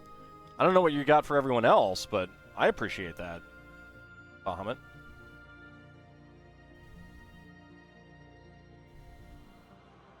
No, Twitch, stop that. Bad Twitch. Bad. Stop it.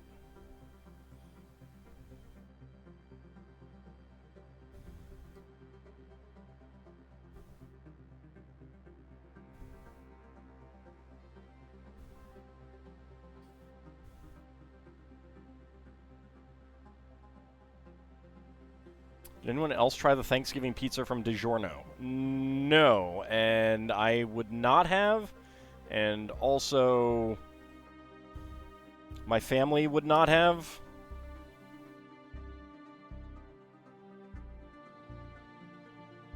It would have been heathenry.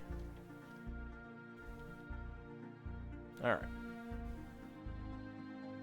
Okay, so lots and lots of spare parts again. Let's see if there's any duplicates that I have not noticed. No. All right. So, spare parts. We've got 1x1 plates in lime, light blue, blue, and gold. 1x1 tile slopes in dark gray, black, and sand blue. 1x1 tiles in clear, white, dark green. Actually, this should go someplace. Alright, I'll look for that in a second. 3L bars in black and gray. 2L bar with stop in black. Dark blue 1x1 quarter cylinder tile. Gold 1x1 plate flower. One of the nougat shades 1x1 cylinder plate. Black 1x1 cylinder plate with hollow stud. 1x1 cylinder plate with bar. 1x1 cylinder tile in silver with a soda can top, and one in pink, and a 1x1 cylinder tile with top peg in pink. Okay, so I believe I missed a 1x2 grill tile someplace. It's not this one, because that's there.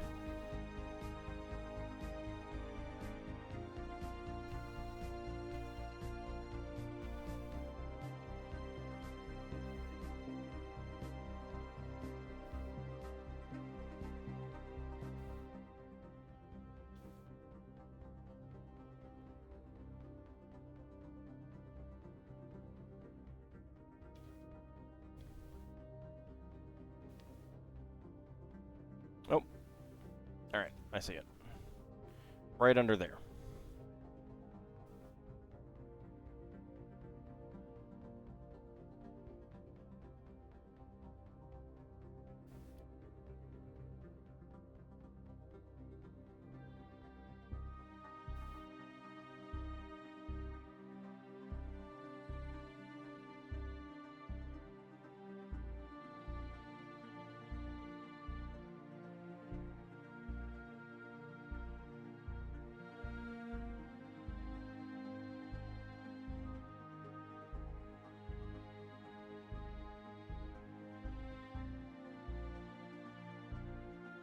There we go.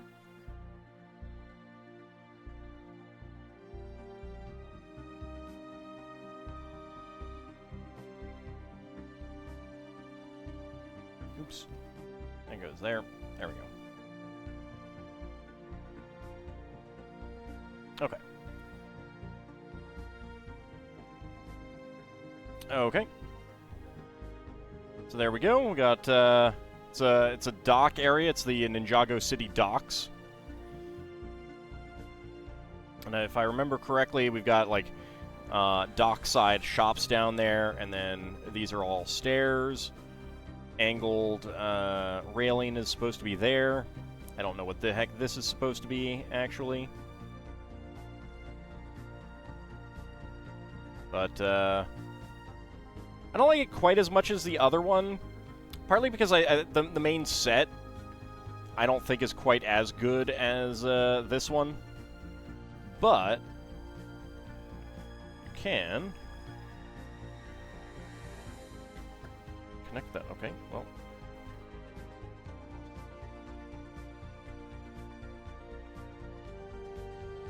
I was not expecting that. That should really be locked down there, but it's not.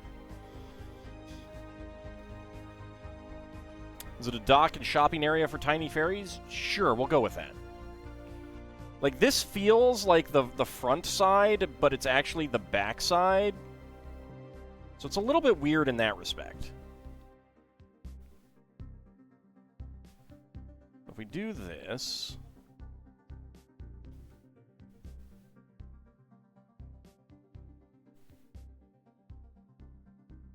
What if we,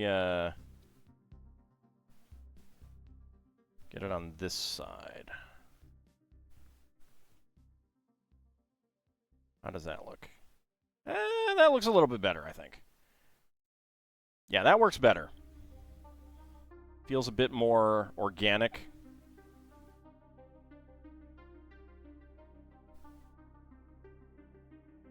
Yeah, that's better. Well, maybe it's a fairy. Did you consider that? Alright, so that's that one. Alright, so then Micro Ninjago City Gardens, and this is the one that I have the full size of. So we built it on stream a while back.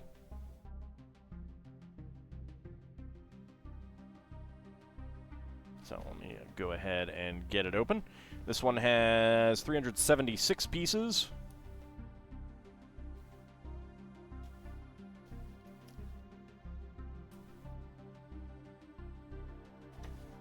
It did get a little crunched in the mail, but whatever.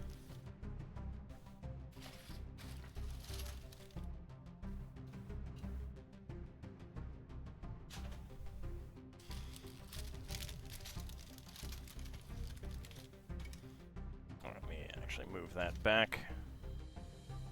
So, alright, bag number 1 to start with. So we've got 8,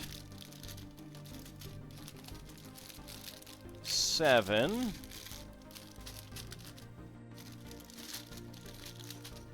6, 5,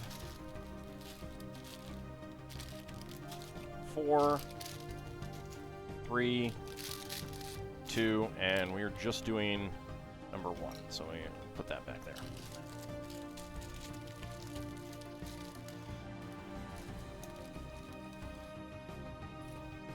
Thought it was some sort of sluice gate. Well, no, there's no enemies to utterly destroy by opening the sluice. Bag 1 and this plate, yes. Okay, and as is pretty standard at this point, starting off in the corner with a 2x2 trans light blue tile with center stud.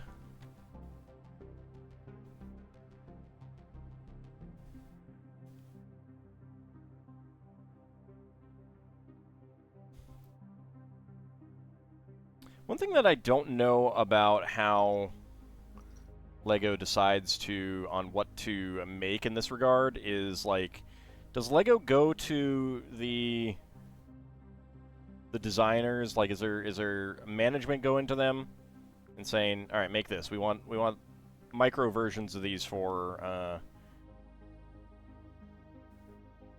insider rewards, or do they? Is it the designers going to management and being like, hey, we think this would be cool as an insider reward? I mean, I'm sure there's an element of both, but I've always kind of wondered who makes the decisions first. Like, it gets the initial idea going kind of thing. Winter storm warning for tomorrow, so getting to work may need some extra time and alertness. All right. Have a good rest, Sealand. Thank you very much for coming on out, and good luck tomorrow. More importantly, send some my way. Luck and snow.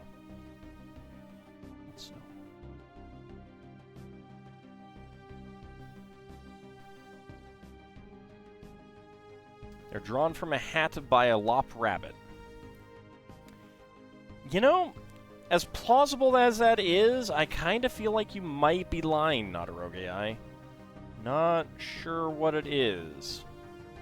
I just feel like something is not accurate about that.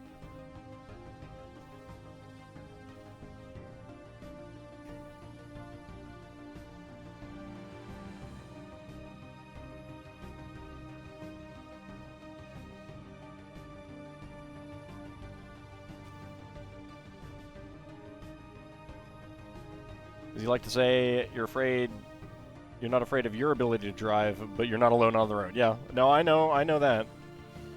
I'm the same way. Because I'm a good driver in snow.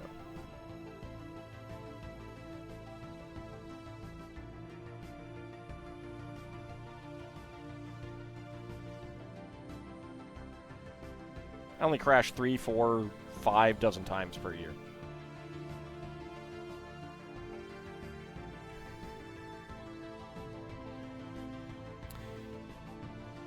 Is there a way that fans can make legit builds? Yes, go to LEGO Ideas. Ideas.lego.com. There is a process to submit an idea. And if it gets to 10,000 supporters within a certain amount of time, then LEGO will consider it, which is a lengthy process based on market research and checking with IP holders and stuff like that. If it is IP, it might not be IP. Not everything is. And if it is successful, then it will be built. We actually, the Starry Night was an Ideas build. Be sure to use Sand Red to force them to bring it back. Unfortunately, I don't think that would force them to do so. I don't think that would force them to do so. I applaud the attempt, though. I absolutely would try and do that.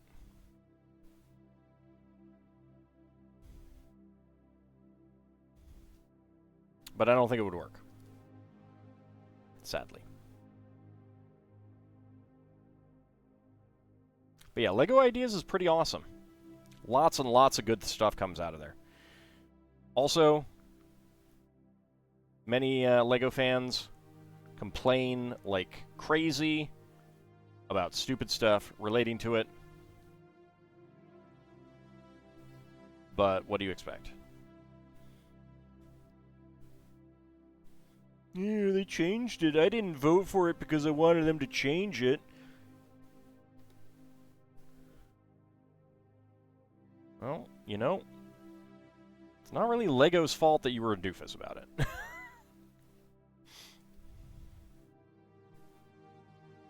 And I mean that sincerely.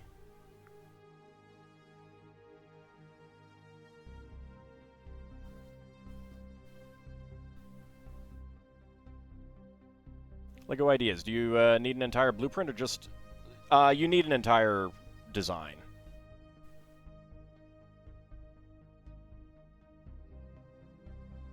So you actually build something and submit it and get support. I have some things that I do want to submit one day, someday,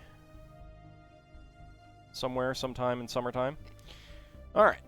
Spare parts. We got 1x1 plates in gray, green, and trans light blue. 1x1 cylinder plates in dark brown and gray. Back up there, dark brown. 1x1 tile in brown. 1x1 flower plates in pink and green, and a black friction pin. I mean, obviously, like, you could work with someone else as well. Like, it doesn't have to be just a one-person thing. You would probably have to split the proceeds, though. I mean, I have no idea how much money it is, but you do get 1% of the sales.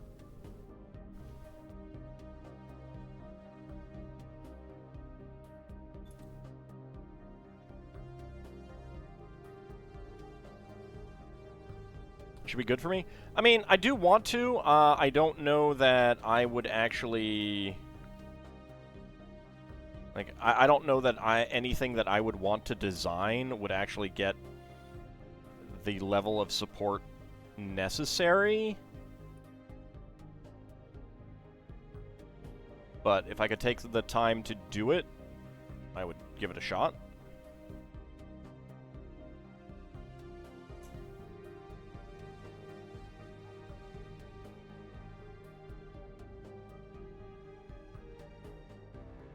Then all of AuldDragon's ideas gets all the support. I mean, I do have 20,000, almost 25,000 subscribers on YouTube. You would think with that I could do it, but no, I don't think it would work that way.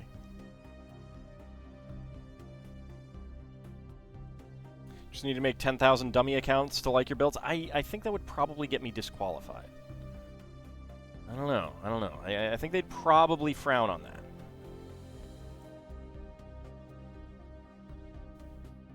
Just an idea. No, but I mean, if I ever did do that, I would be shilling that on my channel, for sure.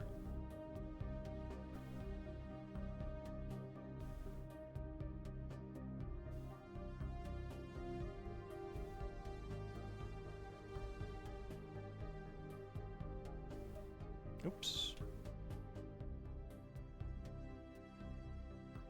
Yeah, 1x2 brown.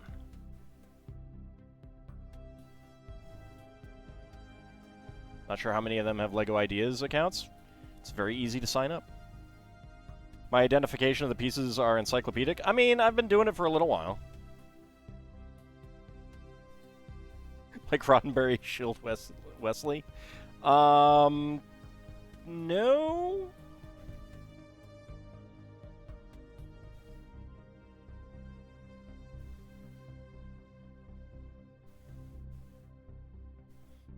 It would be more Starting off the monthly updates with, hey guys, you want to really, really support me? Go sign up here and say you want this. Because even the thing is, even if I got to 10,000 supporters, the likelihood of me getting through to the, actual approval stage, not very likely, because they take the,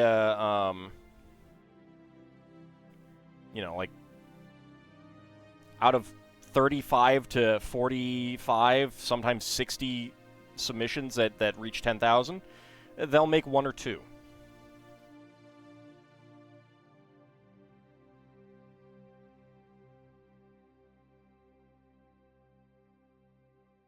So it's very, very much an unlikely situation.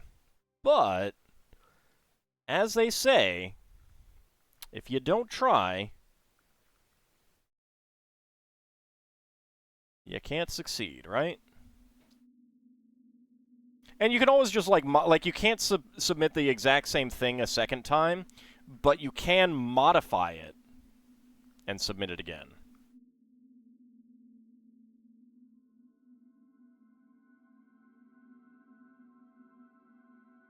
Well, it's not just marketability. Obviously, that is a big part of it. But there is an element of, can we actually produce this thing? Like, I'm sure some things have been submitted and they're like, yeah, this would probably sell like hotcakes, but it would be difficult to actually produce. It would be difficult to actually,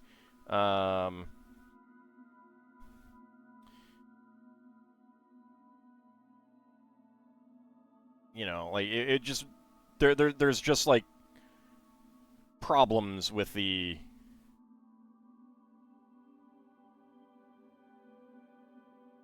manufacture or construction.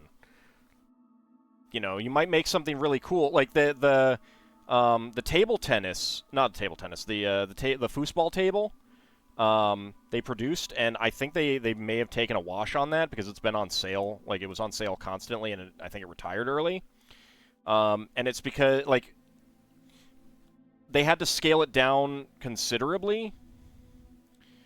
All right, someone remember Nadarogei's numbers? Although, I don't know, we've got still a lot to do. But the foosball table was a full-size foosball table, but once they actually started making it, they realized that Lego pieces couldn't stand up to that strain, so they made it smaller and more compact, and they put in a bunch of minifigs to try and offset the disappointment that people would feel, and there were a lot of people who didn't like that, and I don't think it sold very well. So I think they may have taken a bit of a wash on that. So yeah, sometimes it's a case of good idea just cannot, really be done, and maybe they, they may have decided, looking at it, they may kind of feel like they shouldn't have done it.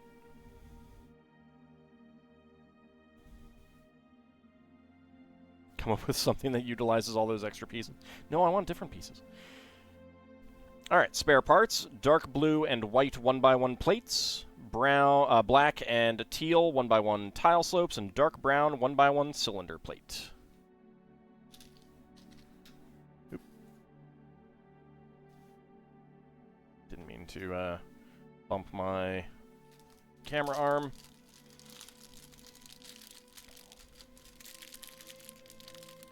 I mean, someone did come up with a pretty cool design using brick separators. I wouldn't actually want to do that unless I had them produce brick separators in different colors. Because, shocker, I don't need more. Howdy, Shield of Hope, how's it going?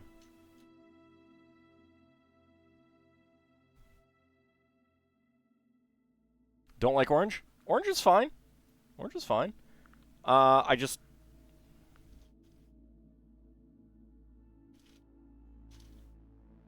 have a lot.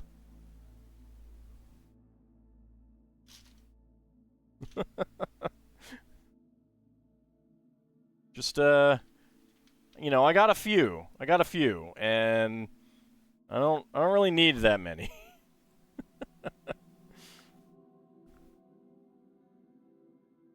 Brick separator rib cage.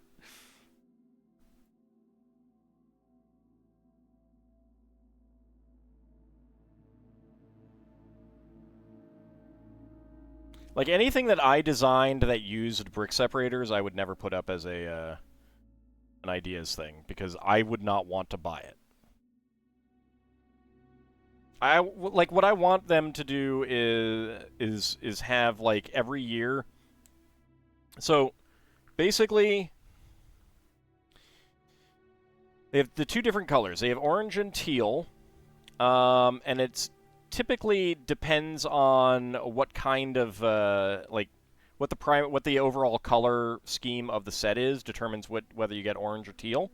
But they've been doing this for years. It'd be really nice if they'd start cycling the colors. Start giving us, like, different pairs of colors each year.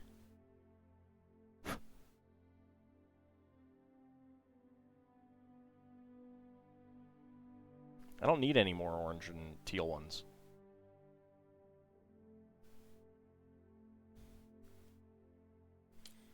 Oh, shoot. Piece went flying. Where'd it go?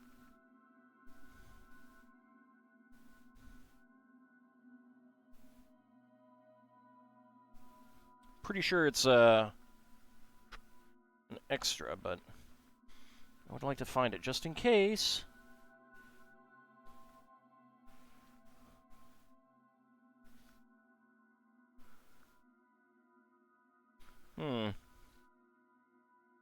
Well, I will probably have to find it later. Didn't seem like it went on the floor, so it might actually be on my chair. Caught in a little crease in my pants, but I'm not seeing it. Oh well.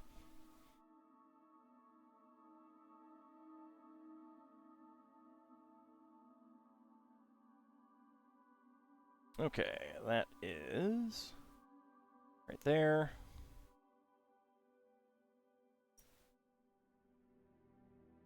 Howdy, Run Rosie. You have questions about the cornflakes? Like, why does that guy have cornflakes?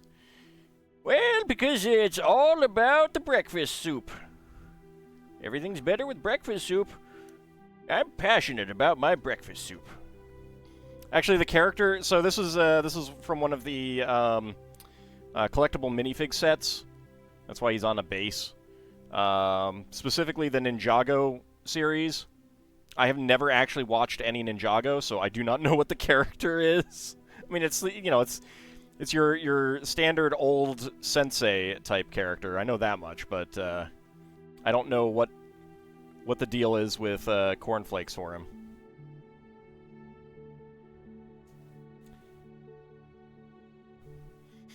Can't Mega Flare the breakfast soup. Bahamut, it just you can't do that. It's rude. He has to grow big and strong with his breakfast soup. He does, yes. Everything's better with breakfast soup. You Mega Flare anything that's not a feline? I mean, I think if you worked at it. Stop it, Twitch. I understand you think chat seems active, but come on. For crying out loud.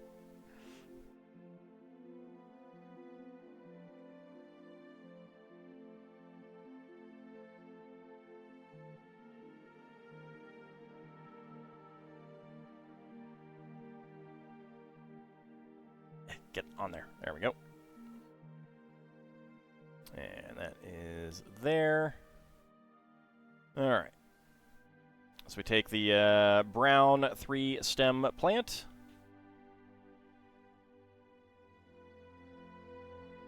And then we get the smaller 3-stem plant. And a lime green flower on there. That right in there.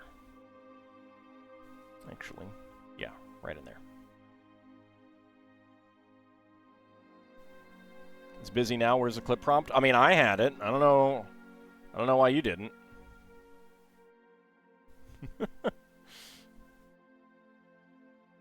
Not that I think it's particularly useful to clip these streams.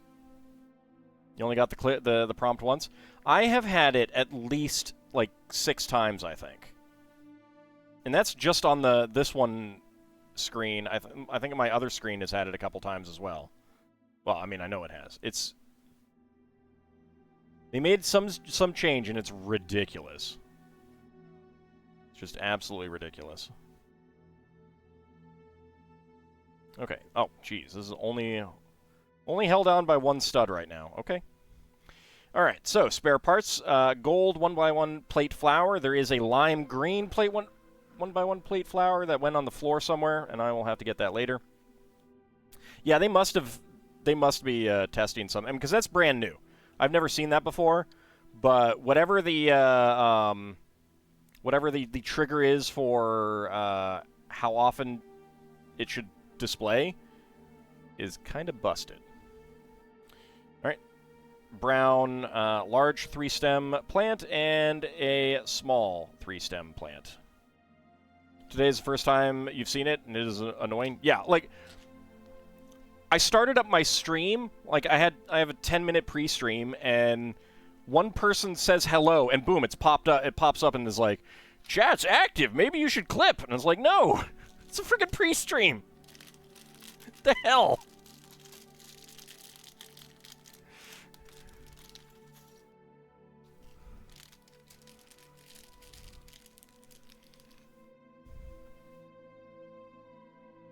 It's ridiculous. Anyway. Let's see. Dark red 2x2 corner plate. Yes, clip. All right. There's a clip. There's a clip for you, Shield of Hope, right there.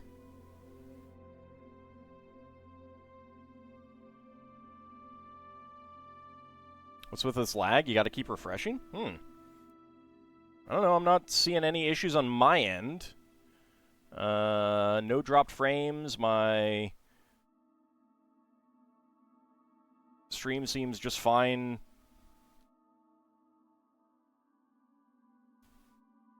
You got any weather around you? That might be causing some issues. Oh, 2 1x1 dark blue plates.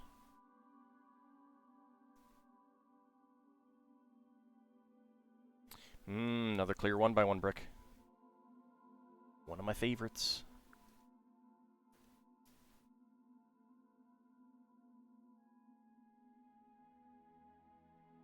Alright, red 1x1 cylinder bricks. Yeah, it could be the service provider as well. Could be the nature of the service. I don't know. There's a lot of things.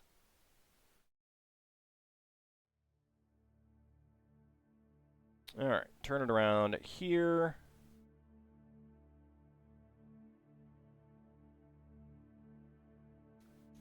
There we go. Get that on there.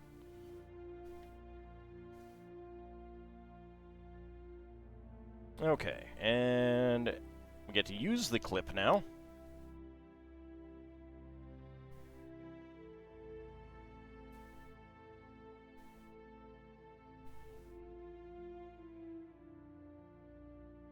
There we go.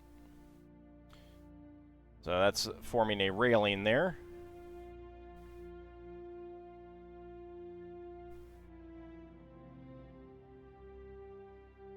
What's the weirdest pizza I've had?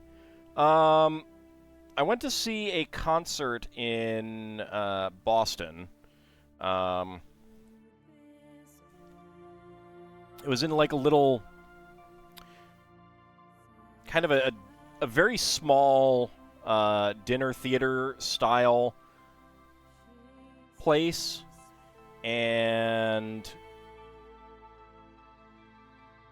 they had the worst pizza I've ever had. I'm sure there's lots of people who like it, but I think it's more,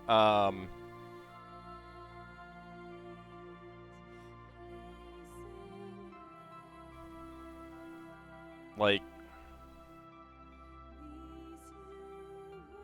I'm trying to think of what the term is for the pizza, and I'm blanking on what it is. I don't know, it's not my type of pizza. Like, it had, rather than a smooth layer of cheese, it just had, like, circles of mozzarella. There's a name for that kind of pizza, and I don't remember what it is. There's an Indian restaurant by you that makes delicious fusion pizzas with curry and cheese, and they're amazing. Margarita, yeah, that's it. Yeah, and that's not my... that's very much not my, my style of pizza, shall we say.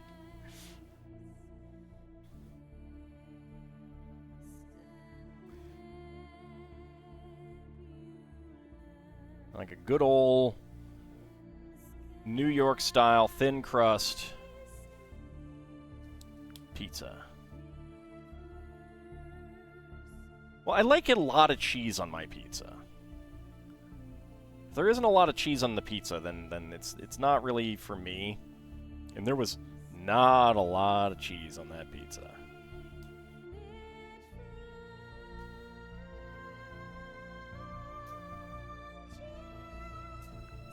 But also, it was like, looked at the menu and I'm like, I don't know what any of this stuff is, and I don't think I would like it. Pizza. I guess I'll get that.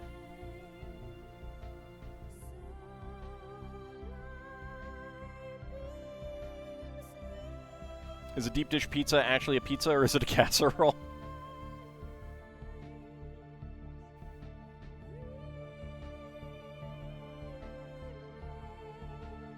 I've not actually had a classic Chicago-style New York deep dish pizza.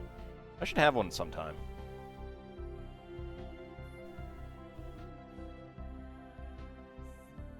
Okay, actually, I should not have put that on yet. It's a little loose.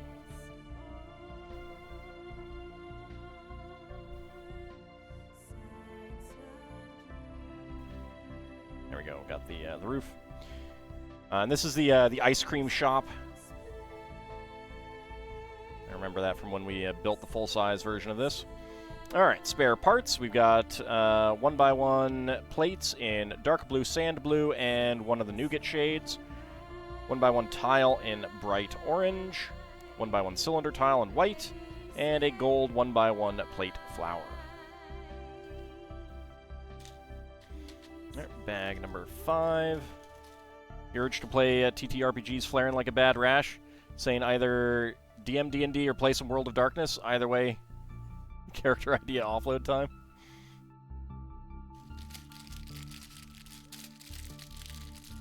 Just go back in time and play with, what, your family or friends or whoever it was that wanted to continue playing the day after Thanksgiving, I think it was, you said?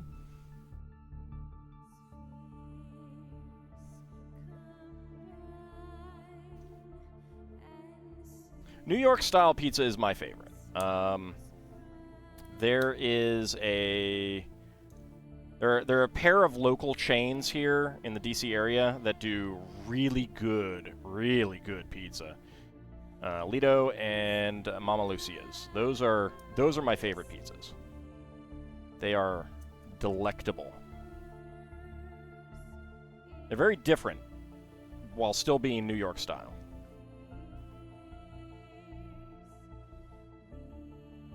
If you're ever in the DC area, I would recommend either of them.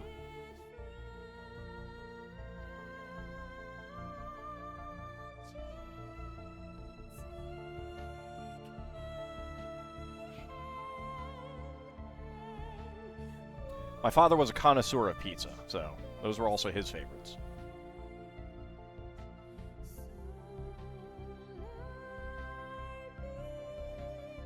So, you know, top recommendation there.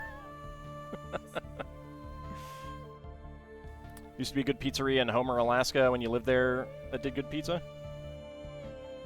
I mean, there's almost always like a good local pizza place. You know, wherever you go. Just gotta find it. There we go. That's nice and angled.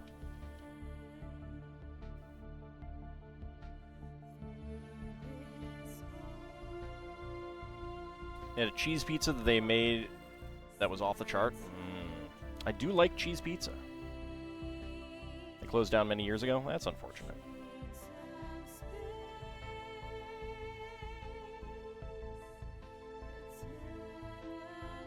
It's one of the reasons you like solo roleplay, any system, anytime.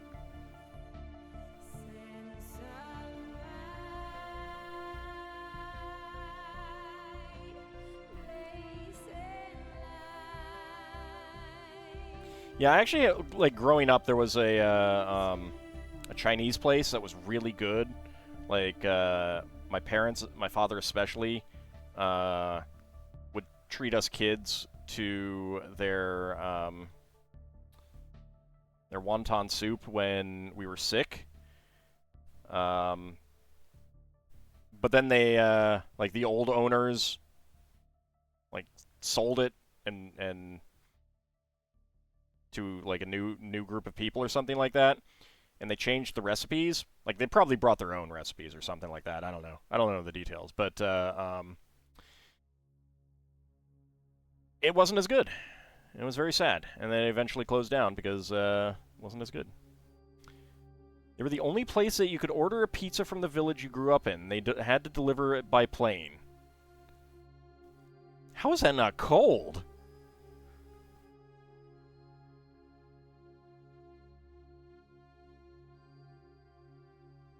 What was the turnaround on that?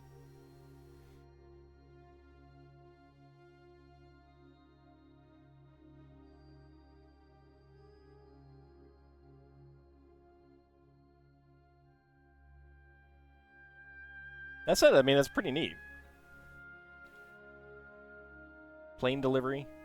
It's only a 15-minute flight from Homer to the village. Yeah, I'm just thinking about, like, you know, I gotta get to the airport, and even if it's a small airport, and get the plane ready and everything like that. It just I don't know. I mean, not having lived in an area that operates like that, it seems to me like it would be a bigger production than it might have been.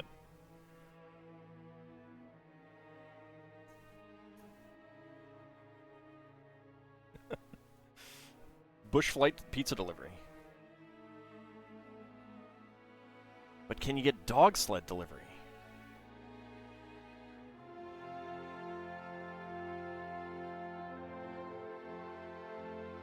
Small airport, there were 2 airlines that flew into the village. Yeah, it just seems like it would be a lot of hassle. But I don't know. I've lived all my life in the DC area, so that is a very, very foreign concept to me.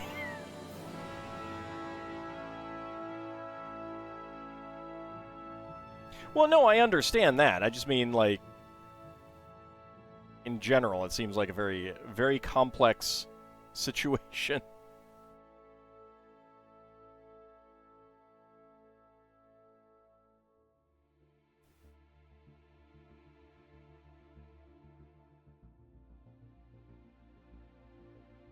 Again, I live in a very urban area. Not the most urban area, but a very urban area.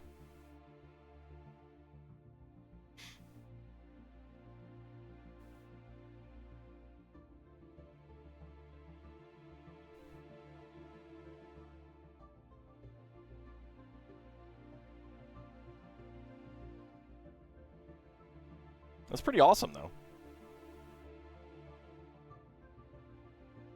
Oh, neat. I was wondering what they were going to use the trans pink heart for. There was a little trans pink like sign sticking out, and that is what that's used for.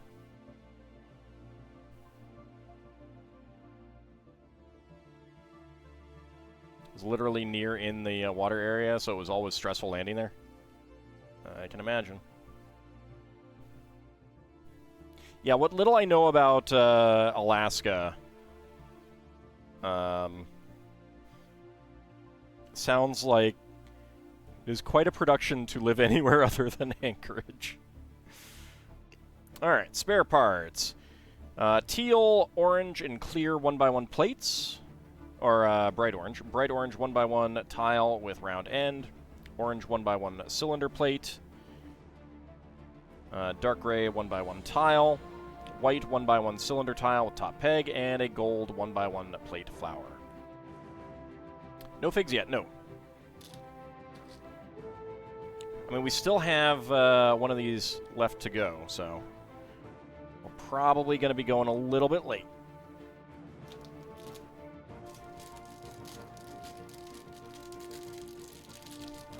Yet his internet is better than yours, yeah.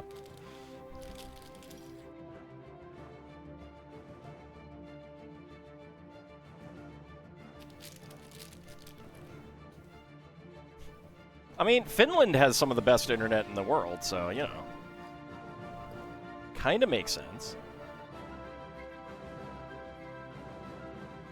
That an Arctic area might have good internet.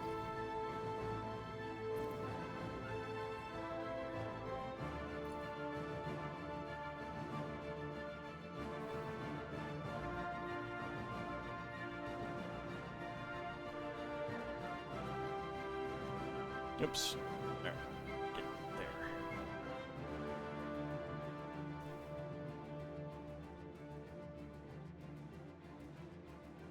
Alright, we got the railing on the back of the building.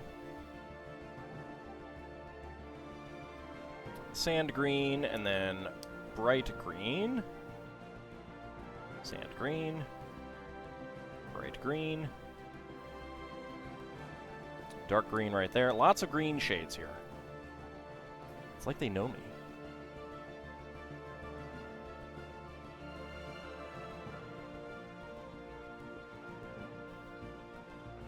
And then nougat 1x2 plates with bars. Now, fairies are for eating, Vigistry.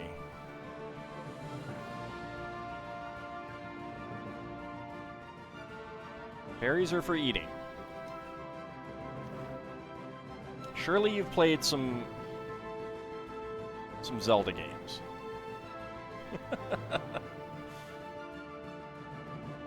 Right, there we go. Got that building there.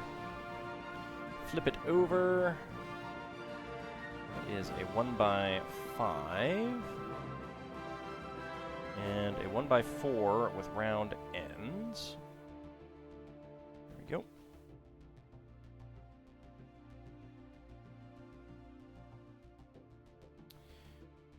And then, where's the inverted slope? There it is. You wouldn't mind living in Juneau, but at the same time, considering the troubles they've been having lately, you're reconsidering that desire? Well, every place is going to have some trouble. Well, what trouble are you talking about, though? Okay. Flip it back over. And then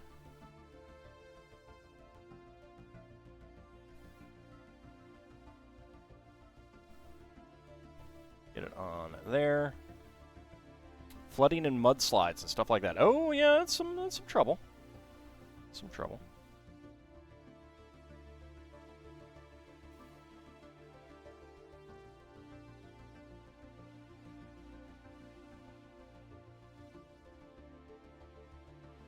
Okay, there we go. Got that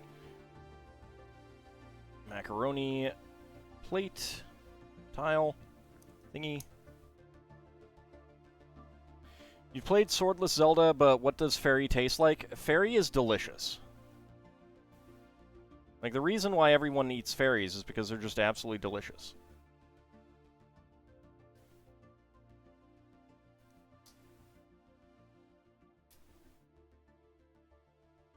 If they didn't want to be eaten, they wouldn't be so tasty. It's as simple as that.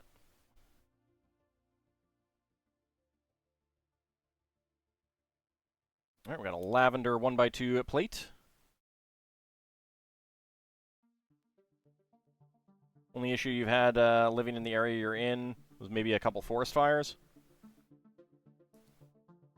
Well, hopefully it stays that issue-free. Luckily, I don't live down in, like, Alexandria or something. It floods down there, down in the waterfront. Nothing beats the taste of sprites. I mean, if your sprite's crunchy, I don't know. You might want to take it back. Maybe switch to 7-Up.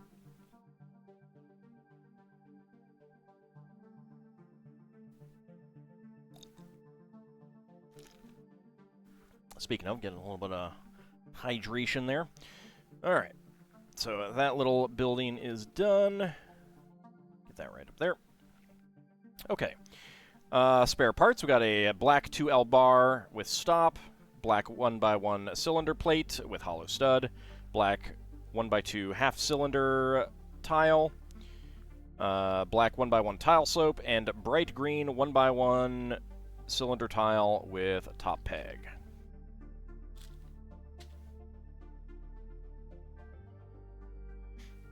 Okay, bag number 7.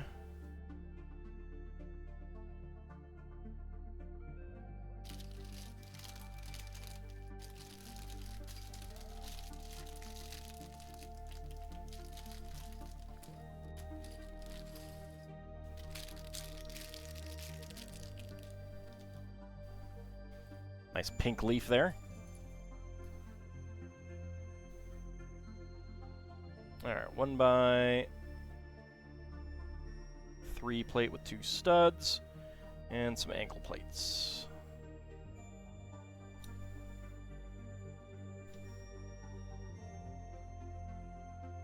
Howdy, Ariaro, how's it going?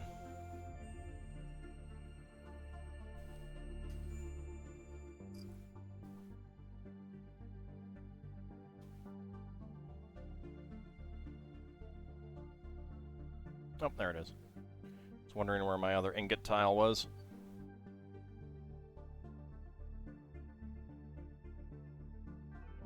Alright, get that in there.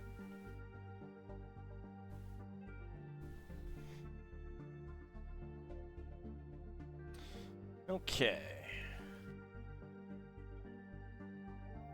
Alright, we had the dome window. Unfortunately, they just do the bright orange here rather than clear, but oh well. Okay, let's see. Alright. Here is our pink leaf. 1x1 cylinder plate with bar, underbar. Getting ready to sleep soon, that's how it's going? Excellent. Hope you sleep well.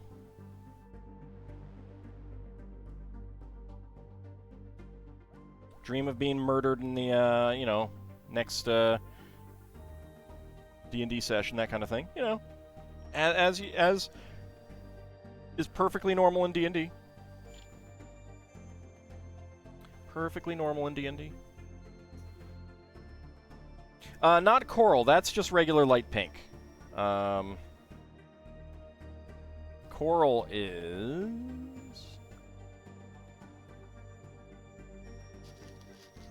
That is coral.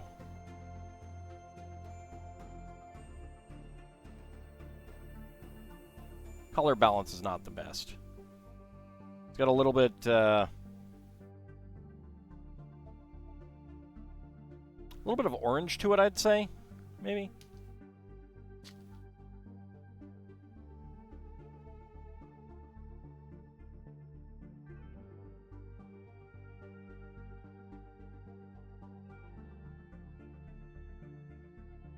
Solus isn't going to die next time. He has meat shields for that.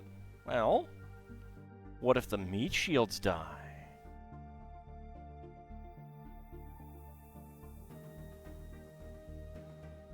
Light pink piece of coral? No, that's a different piece. There's a different piece that's coral.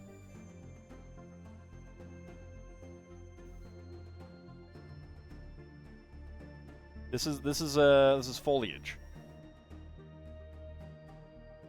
Axle foliage.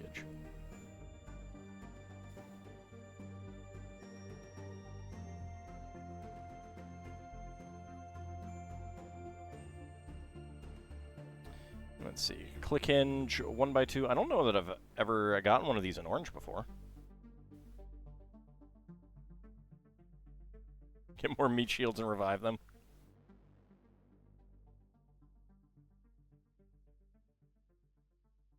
We'll see about that. I mean, you guys do get to go deal with undead eventually.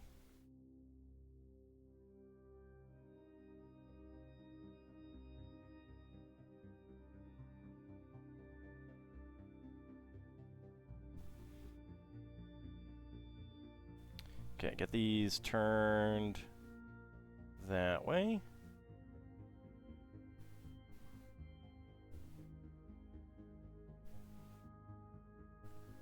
Resurrection works just fine in the phlogiston.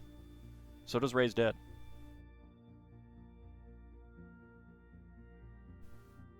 I've had a number of arguments with people over that.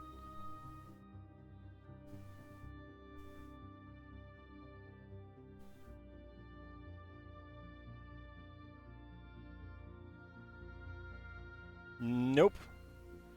Nope, it does not. So those meat shields you don't get. I thought you were referring to Aker and Braxton.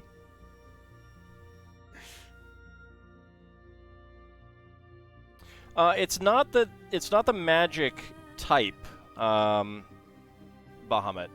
Because it's cut off from the planes, anything that accesses a plane does not work, or accesses another place. So that's why Conjuration Summoning doesn't work, because you need access to someplace else in order to get Conjuration Summonings to work. There are certain illusion spells that do not work as well, because they access the demi-plane of Shadow.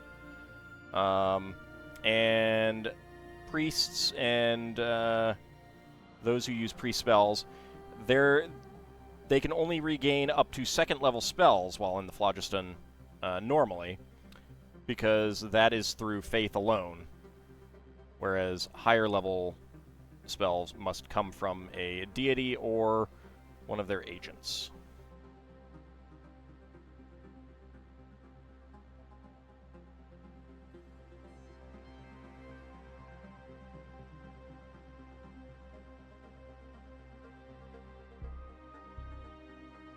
So most of the magic works fine, it's just hard to get it back. Hey, no worries. That's what I'm here for. I do like talking D&D. Shocking, I know. Never would have guessed it. I know. I understand. Never would have guessed it.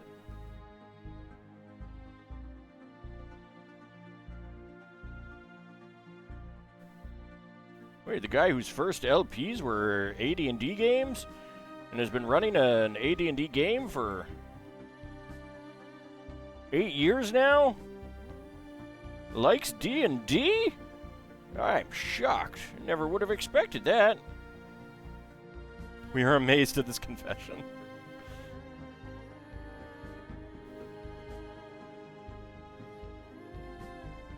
Technically, I like AD&D.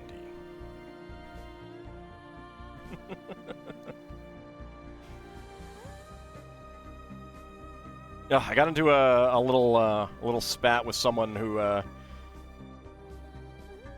someone was asking questions about overall Forgotten Realms lore, and so this person used the current definition of demigod, basically saying that and they weren't like distinguishing. Like normally I will say in 2nd edition it was this way, in 5th edition it is now this other way. They were speaking as if it was a permanent, always true situation with regards to what demigod means in the current edition. And it's like, no, you need to go back and look at the old things. Because of this change in definition, you need to go look at the old ones and be like, okay, these demigods don't fit this new demigod definition, therefore they must be something else. And they weren't doing that. They were just like, they were taking the words, even though definitions have changed. but you need to follow what those words mean. Anyway. Alright, spare parts. 1x1 plate in teal.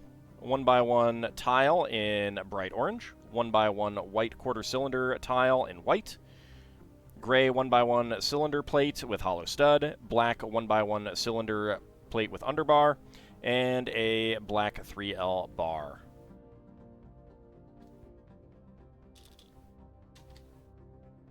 Okay, so that goes right on there. There we go. Actually, on my full-size one of these, I had to take off this little bit up there because I don't have the space for it.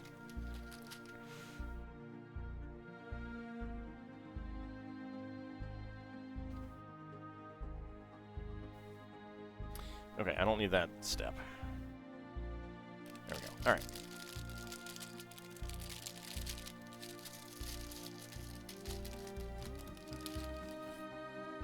I mean, Magic the Gathering started out as a completely separate IP, unconnected universe, fantasy realm. So it is unsurprising that it would be different. You either need to shift it, or you need to shift D&D to get certain elements of them to work together.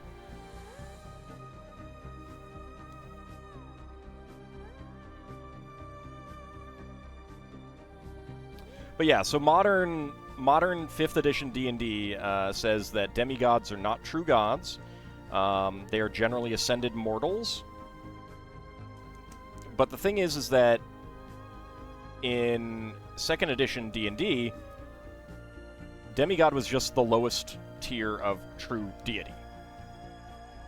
Some were ascended mortals, but some are just like gods that have lost enough power to be very, very minor are demigods. And it's like, you need to look at those and be like, okay, this is one that has just lost power, ergo it should not be a demigod in 5th edition. And the guy was not doing that.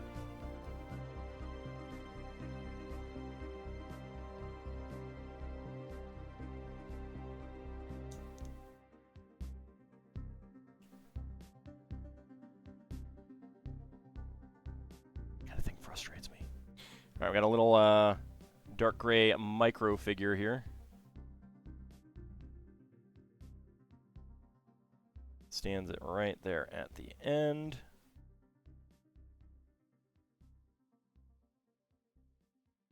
Gold 1x1 cylinder tiles with top pegs. Well, demigod is from, you know, Greek mythology, but D&D doesn't follow Greek mythology explicitly. Like, Medusa is not the name of a specific Gorgon. A Medusa is a type of creature. So obviously there are going to be differences.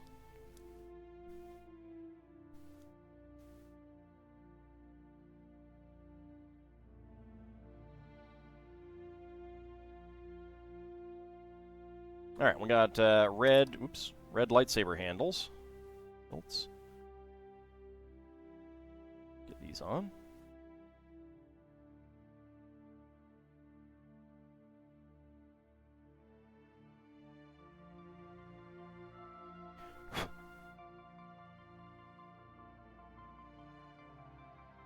Wasn't Medusa a human who was cursed by a goddess? No, I think you might be thinking of Ariadne.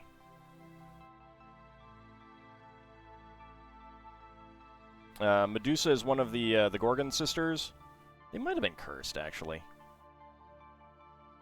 I don't remember. But there were 3 of them. Medusa, Stheno, Uriel.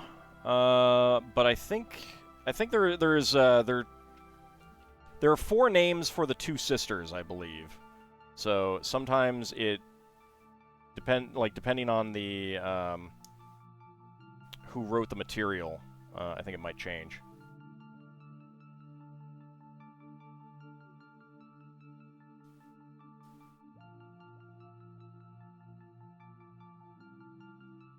Oh, that's right. Yeah. There's quite a few people who got cursed in Greek mythology. No, not Oxyale, Uriel. There's a fourth name, but I can't remember what it is right now. All right, gray 1x1 plate. These are extra pieces. Green 1x1 quarter cylinder tile. Black 1x1 pyramid peak. A black friction pin. Red lightsaber hilt. Dark gray micro figure. And gold 1x1 cylinder plate with top peg. A cylinder tile. Oh, all of the ancient Greek gods were extremely snap-worthy.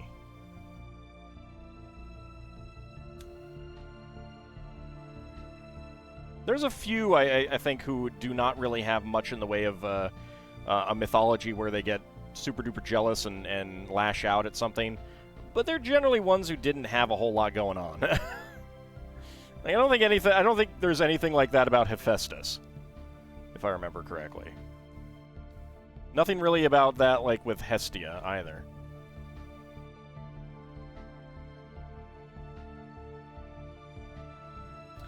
Do those extra pieces have anything to do with the current build?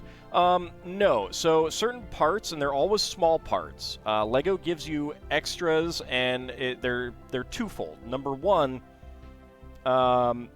they're more likely to make a mistake weighing out the bags when it comes to small parts. So giving small parts, giving extras, kind of guarantees that you're going to have all of them.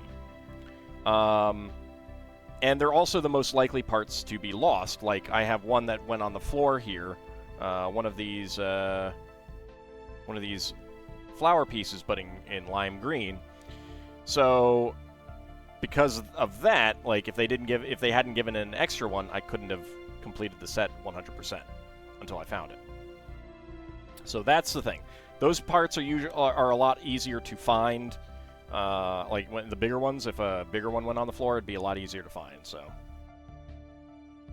all right. So here is the Ninjago City Gardens. I do really like this temple structure in the original set. It's really neat. It's a little simplified here. But this was a fun one to build the original of, and this was a pretty fun one to build micro figure too. Let's go ahead and put it up there for the moment. And we got one more. We'll get this one done and then do some minifigs. Gonna have to watch YouTube release for my answer. Every time you post, you get a bunch of lag. I'm sorry to hear that.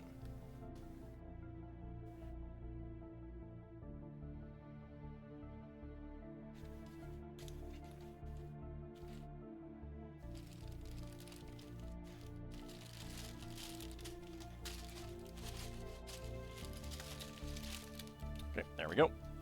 And there is the original full-size set, which I do need to get as well. I haven't gotten that one yet, and I really do want it. Check that box over there. All right. So there's bag 1, 3, 5. There's the booklet. 6, 7. 4 and 2. All right. 6, 7, 5, 4, 3, and 2.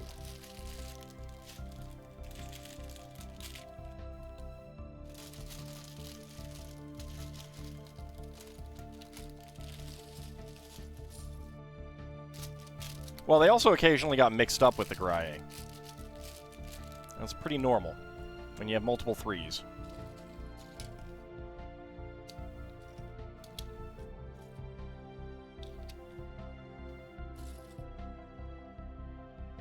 Alright, let's see. Yep, bag number 1 starting off. Okay.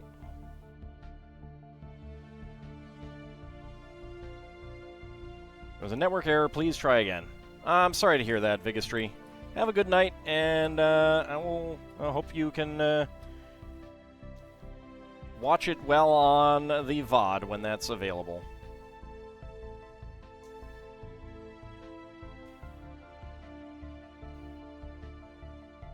It's never fun when the internet is not cooperative.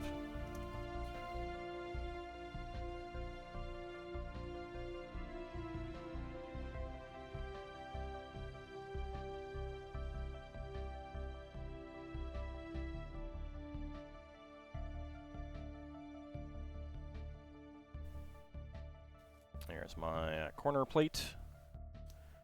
Alright, and the next plate there.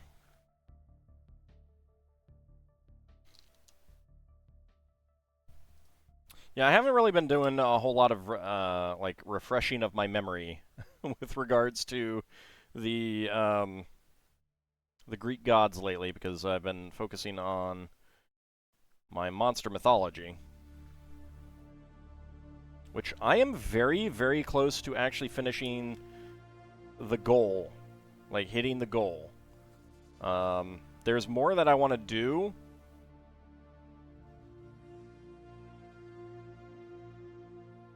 And I don't know, like, I haven't decided yet what I'm going to do, like, next kind of thing. Like, there's a bunch of spelljammer races that I would like to, you know, develop their religions and stuff like that. Because they should have some and they don't have anything.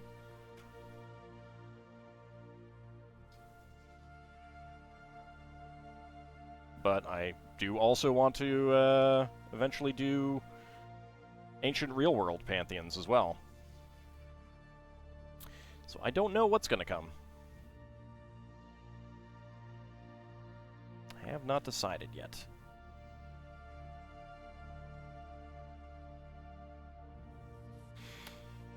Yeah, so the thing about Greek mythology is that depending on where you were from, there were actually different origins for different deities.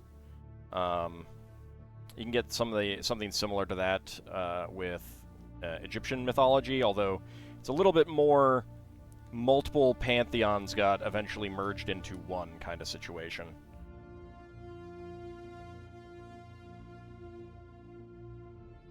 But was it Herodotus who did the theogony? Or was it Thucydides? I don't know, one of those two, I think. Or someone else that I am blanking on. There's quite a few ancient Greek writers. They like, their view has come down to us as the primary origin, the primary cosmogony. Yeah, cosmogony. But he was basically telling his own native land's version. So there isn't like one right one, but there are different ones.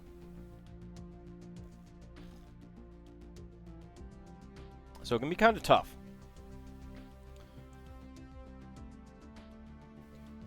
When dealing with those differences and stuff. Hesiod, there we go, that's him. That's who I was thinking of. What did Thucydides do? What was I thinking about him?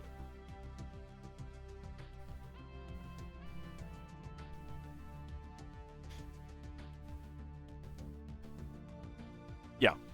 Period and locale, yeah.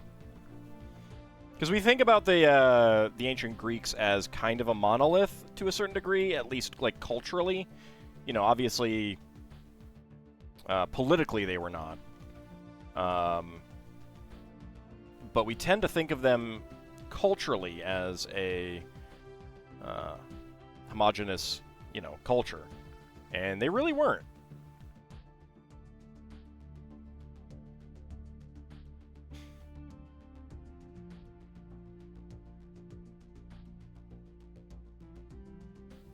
were definitely some pretty substantial differences.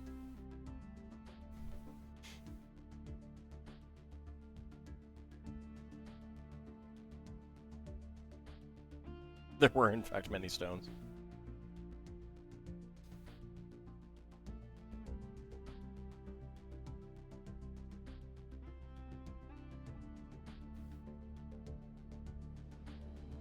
Well, it's not necessarily each city-state, but there were definitely distinct differences in regions. There were some city-states that were pretty close together and definitely shared culture. But, like, we think of the Macedonians as Greek, and if you look at, you know, like, their culture and their religious beliefs and stuff like that, they will definitely seem Greek to us. But to the ancient Greeks, they did not consider the Macedonians to be truly Greek. Like, they were initially not allowed to participate in the Olympics because they were not Greek.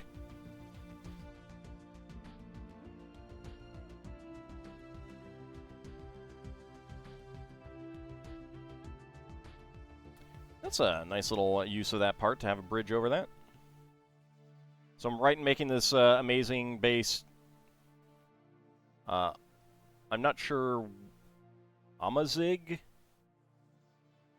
Basically, in Merchant Republic, having each city-state be distinct from each other.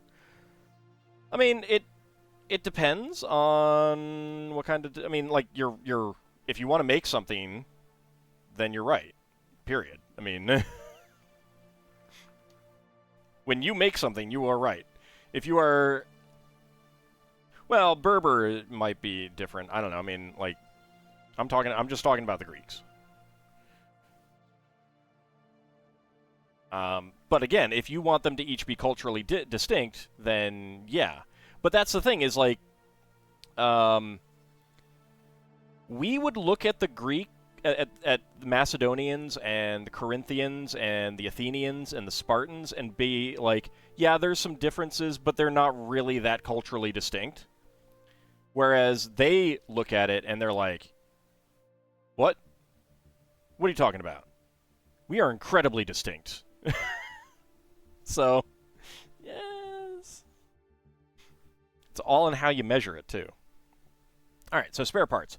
Dark blue, gray, and trans light blue 1x1 plate, brown 1x1 tile, 1x1 plate flowers in green and pink, and a black friction pin.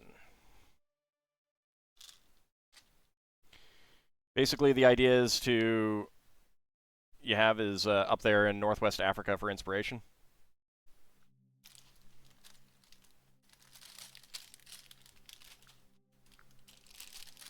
Yeah, I don't know how much we know about them. Pre-Islamic conquest.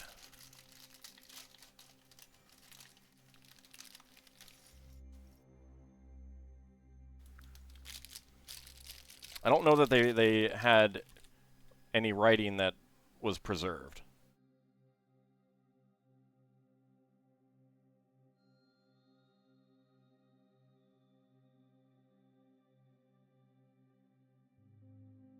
But I mean, you know, it's kind of like different peoples are going to see different, you know, differences as more or less distinct. One of these things you're trying to work out for your Magic the Gathering fic is the religion. You have ideas based around it, but hammering it out is difficult. Welcome to my life every month, Bahamut. Doing monster religions. If you ever want, to talk about basic ideas on like, you know, faith design, you're always welcome to ask me. You know, something like, does it seem, you know, like if you're trying to go for a specific feel, or if you want it, you know, does this make sense to me? You know, that kind of thing. I'm always happy to chat about stuff like that. And of course, you don't have to take anything that I say, you know, like anything I suggest or anything that I'm like, I think it would be this way. Just you can just be like, yeah, no thanks.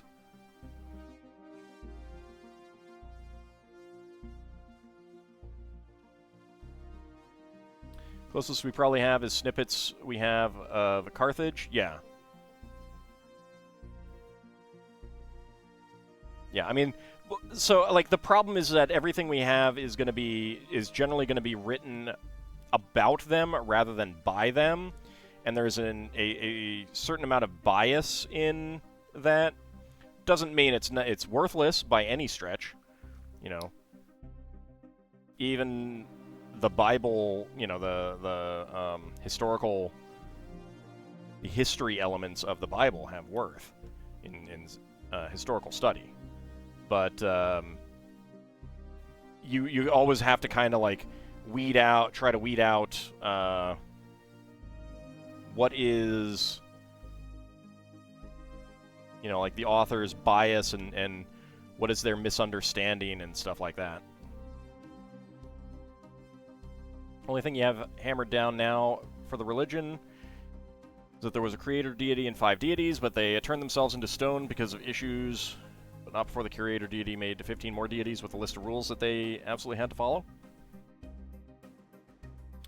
Well, one thing that when I'm thinking about detailing a deity, I tend to start with like a basic idea of, you know, what do they represent at the most basic primary level, like deity of fire, deity of war, you know, deity of disease, healing deity, you know, that kind of thing. Then I think about what their personality is, and the, you know, the followers that they would have and how they would react to things, and that tends to get me to expand upon it. Like, you can easily have a deity of fire that is also a deity of healing, because biologically speaking, you know, what is related to fire, biologically speaking wise? Fevers. So, you know, they could be seen as a deity that gets called upon to cure sickness and eliminate injuries through fevers, you know?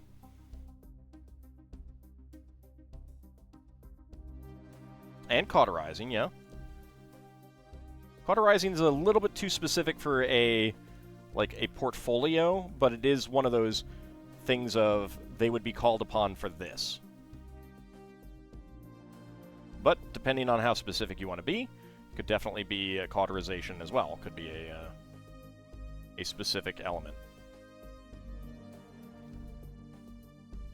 All right, spare parts. 1x1 plates in gray and dark blue. Dark red 1x1 tile slope. Red 1x1 cylinder tile with top peg. Green 1x1 plate flower. And gold and lime green 1x1 cylinder plates.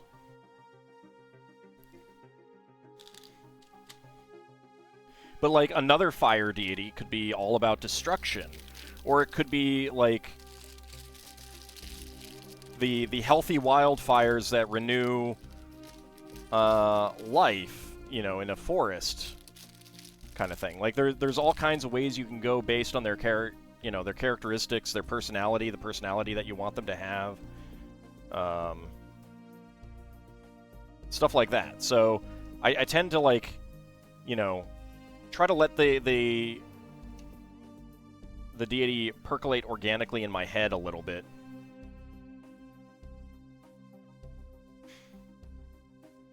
There could be 2 fire deities, yeah. Like, it's all about what you want them to represent and stuff like that. There could be lots of fire deities.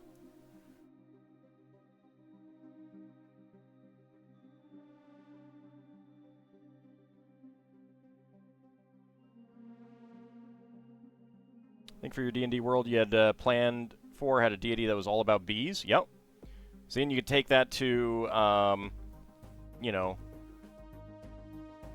they could either be a mean deity, a cruel deity, and be all about stinging, or they could be a positive deity that's all about, pollinating flowers, or you could be like industriousness, working together. So I kind of let it, like you start with one thing and then you examine the personality that you want for them and the attitude they have and who would worship them, and it starts growing organically from there.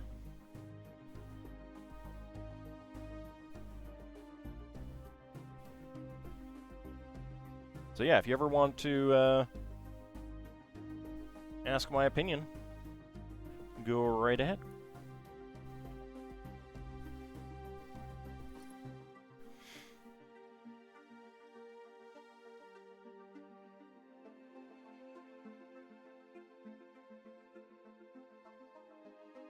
Some more nougat bricks, but not flesh bricks. Sadly, no flesh bricks.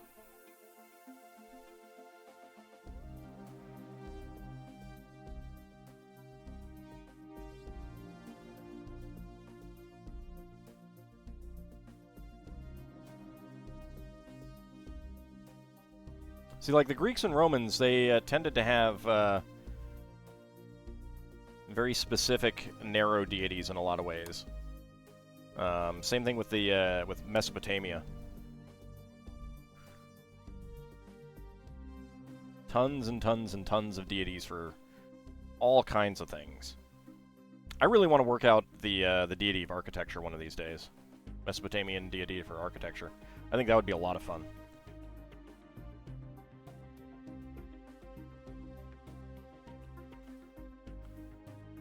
A lot of really interesting things that I could do.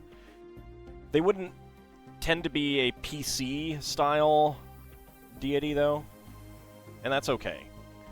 The funnest thing was they had a form that was similar to a Bahamut, but in bee form.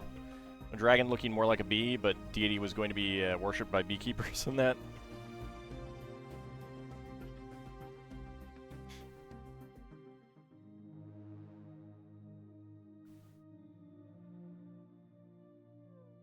Random deity idea you had was when you were coming up with various titles for one, the Great Old One God of Death. The Great Old One God of Death? Feels like mixing a euphemism with an explicit.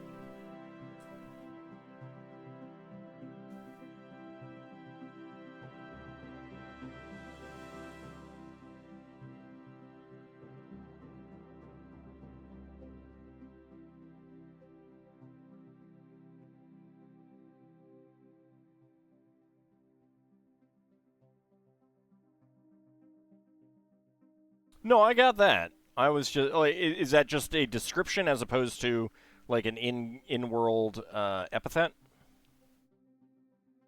Coming up with epithets can be hard. Sometimes it's easy, but a lot of times it's hard.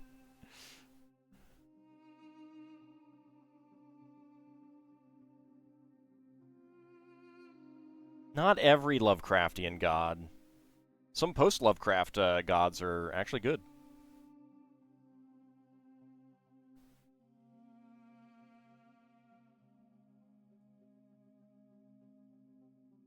Alright, that is horizontal corrugated brick. Oh, actually, there's two of them. Okay. Horizontal corrugated sides are both outward.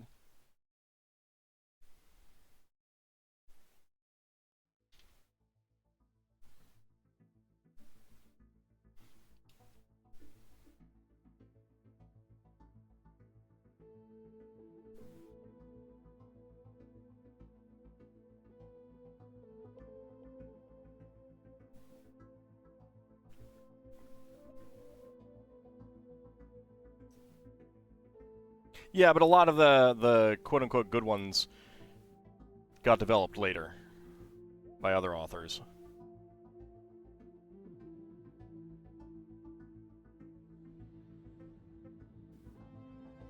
Alright, that goes right there.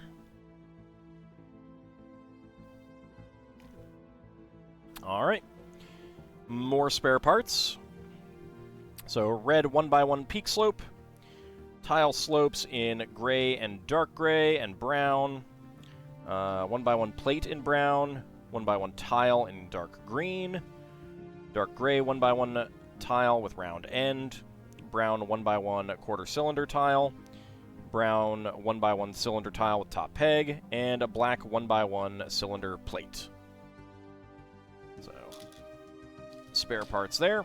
Now we're on to bag number 4. I've never actually read any anything by Lovecraft.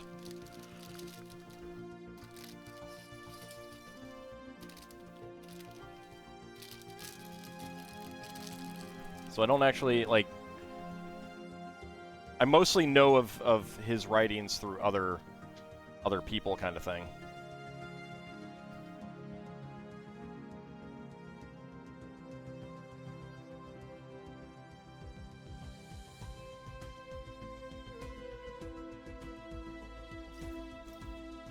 Fans can oftentimes be weird.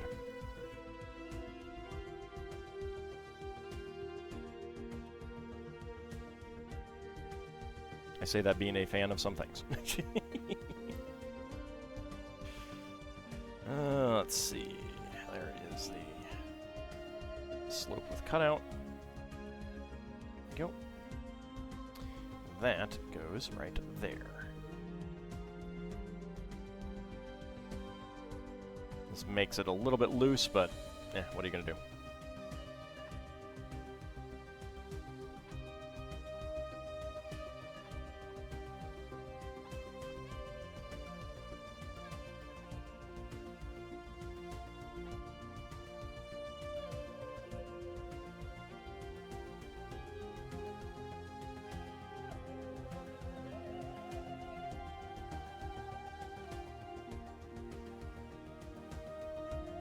Yeah, well, I mean, that kind of happens a lot of times. Like, I don't know if Gary Gygax intended Tharizdun and the Elder Elemental God to be the same, but later editions of D&D have made them the same.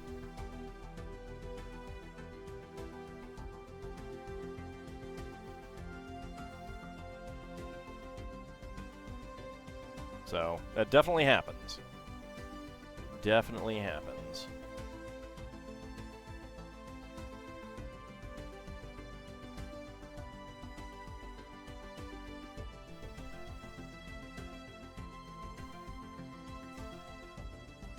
Go. And a black 1x1 quarter cylinder tile right there.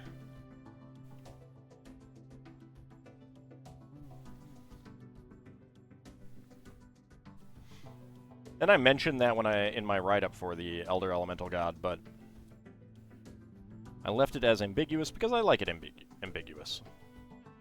I personally prefer them to be separate, but yeah, they could be the same.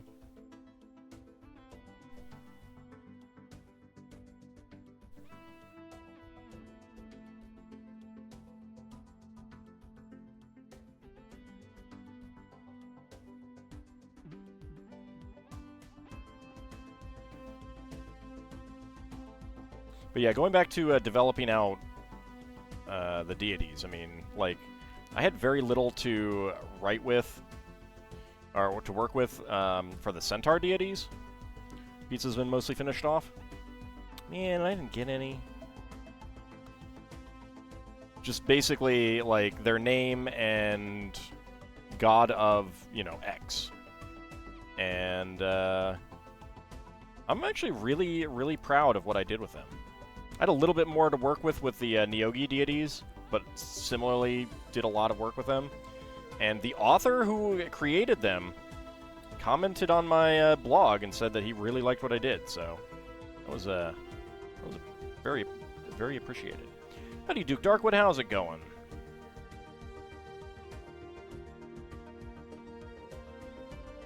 That was a good feeling knowing that, you know, the person who created a thing likes what you did with it.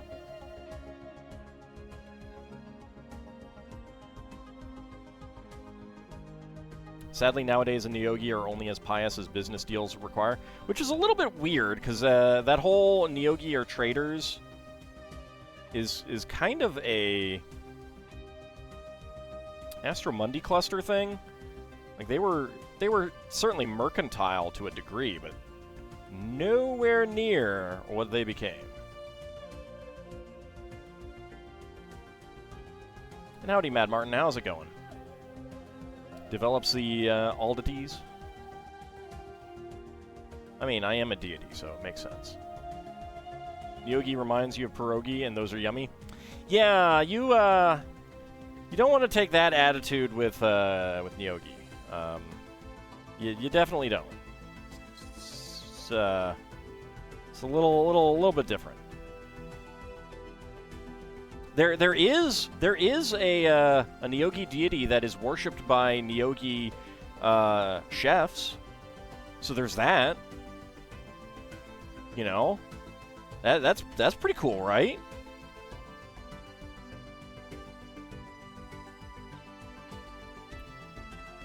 How to tell a ninja disappeared? Ninjago! Ninjago! Howdy, Darth Torlin. How's it going? No, Twitch. Chat is active, but there's no reason to spam that again. Come on, Twitch. Good lord. You're sure Nyogi tastes good roasted? I mean, you know, if you want to have eel mixed with spider, go ahead. Go ahead.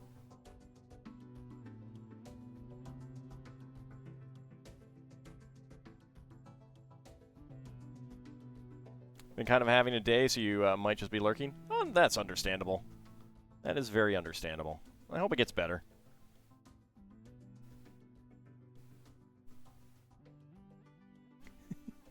You know what they are, and they're delicious.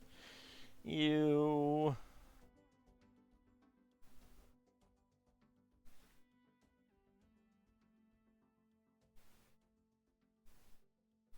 But yeah, the deity, the Nyogi deity of that is worshipped by chefs, is not a Nyogi deity really of cooking. It's a Nyogi deity of torture.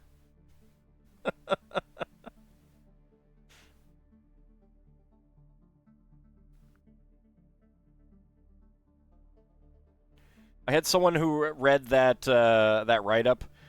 Their response was, "That was a great write-up, and I am never reading it ever again."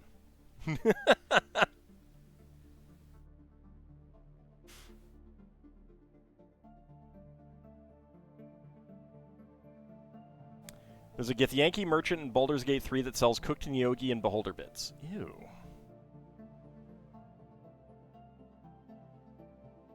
Have they no respect for themselves? There's a storm coming off the lakes tonight and it's screwing with your internet? Oh. Well, tell the storm to come see me. I want a lake effect storm. We never get any lake effect storms down here. It's almost as if there's no lakes. Alright, that goes right there.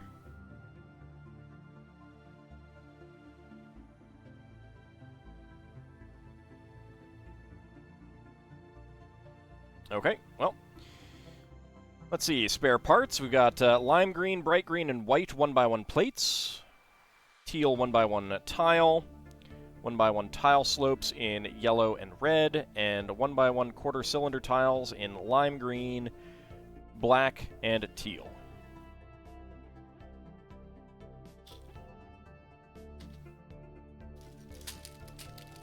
I'm sure you got the talent for it. I understand not wanting to, but...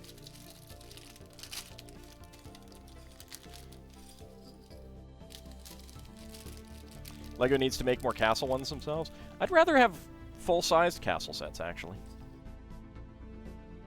I like micro builds, but I like full-size builds better.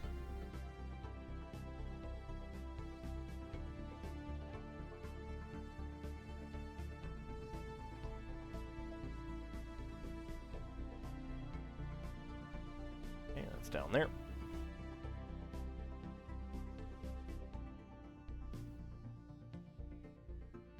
One by three. 1x3.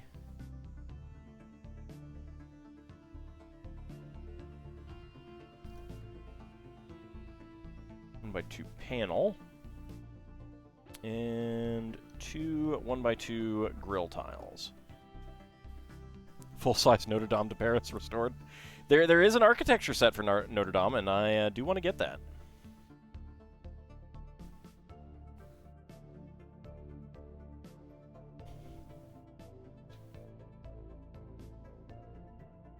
It's pretty cool. All right, 3 dark brown 1x1 pair of 1x1 stacks.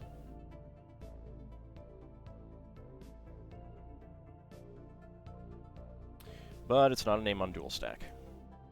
Apparently during the rebuild, archaeologists found some interesting artifacts. I'm not surprised at all.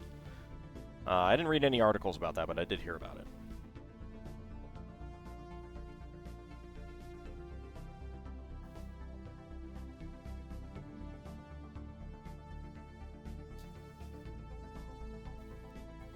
I love hearing about, like, you know, someplace in Europe, they were building a, they were digging to build, like a subway line and found ancient Greek or Roman ruins. It's like...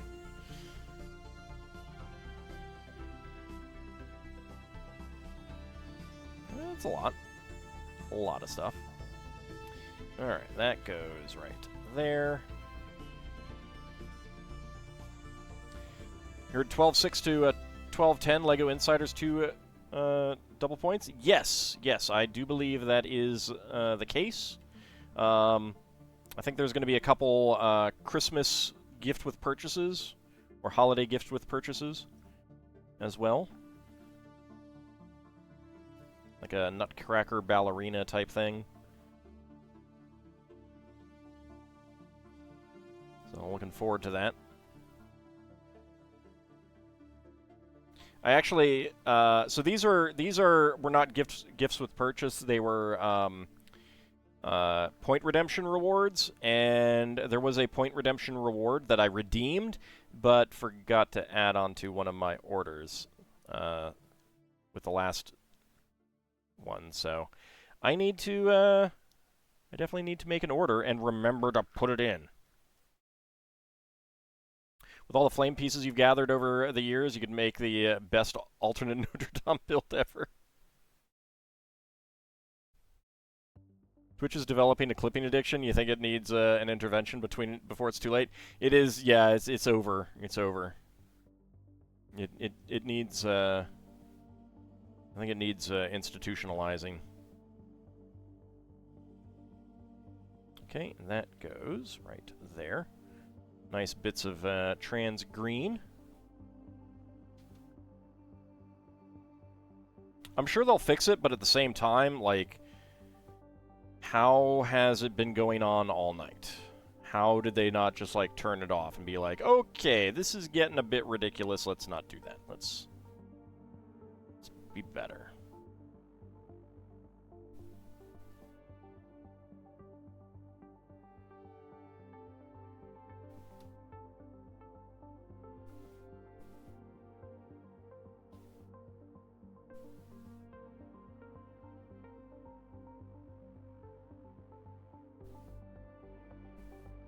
Really weird. I mean, I get what they're going for, but, like, having an automated thing that's just based on, hey, a lot of people are talking, maybe there's something that should be clipped, is really not, like... There could be so many reasons for a lot of people talking, like, on Kikoskia's streams, every time, anytime he's like, I need to step away for a second, people just, like, spam the chat with, like, emotes and stuff like that, so it'd be like, Twitch obviously thinks that should be clipped, and it's like, no, he stepped away, that's nothing worth watching there in a situation like that. It's so dumb.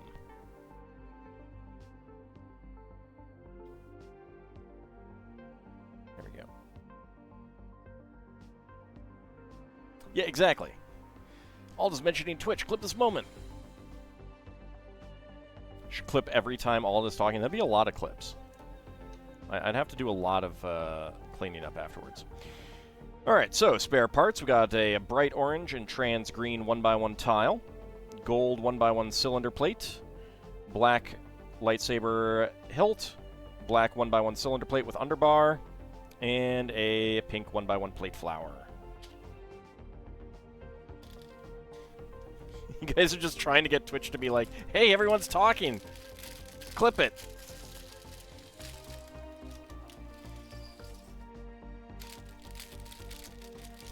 Now you see you're trying to create a clip. You want help with that? Oh, God, no. It's Clippy. If you had a sub, you'd have Kaylee dance? Well, that's easy for me to do.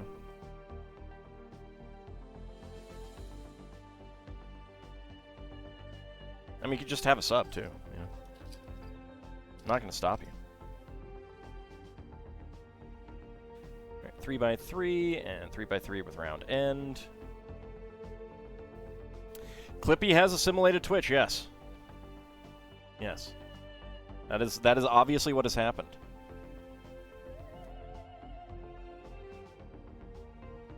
It cannot be disputed. See Kiko's berry race, you are a gorilla. Let's see, a dark blue right there. Brown 1x1.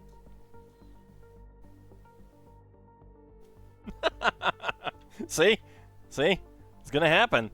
It's gonna happen. Alright, not the sparkle purple, but the regular purple. 1x1. Clippy is always there in the darkness, watching you.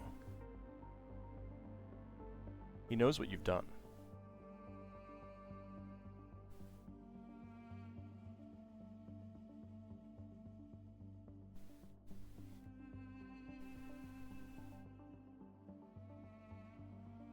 You think Santa knows when you've been good or bad? So does Clippy.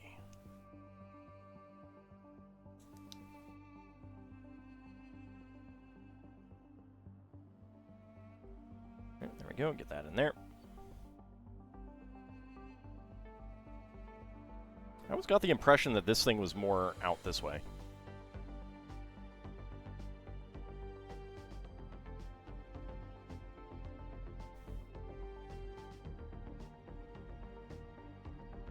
Clippy reads the clip notes of Santa's list.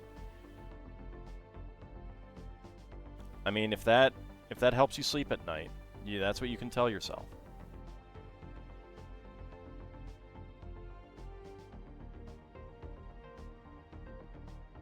And another 1x1 clear brick right in there. Most afraid to ask why you haven't gotten this pop-up yet? Hope you didn't just jinx yourself. Oh, give it time. Give it time. Trust me. Trust me. Alright, we got trans purple 1x2 plates, which is pretty lovely. I love this trans purple. You've gotten it 3 times now. I have gotten it more than that. Maybe because I'm the streamer, I don't know, but it is ridiculous.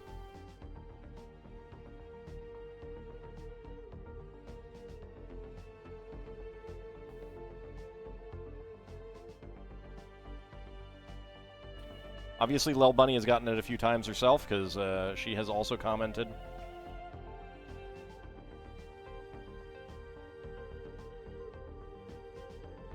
It's really bad. I don't know, like... I don't know what was going on in their minds when they did that.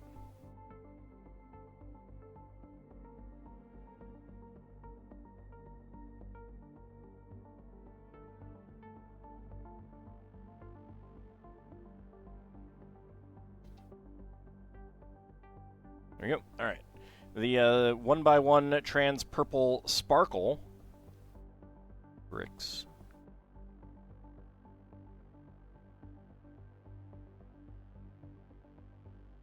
Which are pretty neat. I don't have as much use for them, but working on this here world with that their Knoll Kingdom does have flines. The native flines seem to gravitate more towards the roles often filled by dwarves. Also, because gnolls and flines can interbreed, it is not at all that uncommon for two parents of one to have a cub of the other. Yeah, I've never really looked into what the canon on gnoll and flined breeding is. I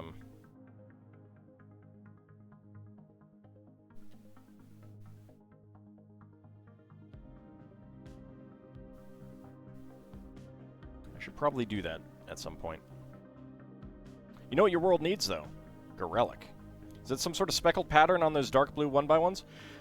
So they're trans purple, and they are actually, like, it's like... I think the plastic is mixed with glitter.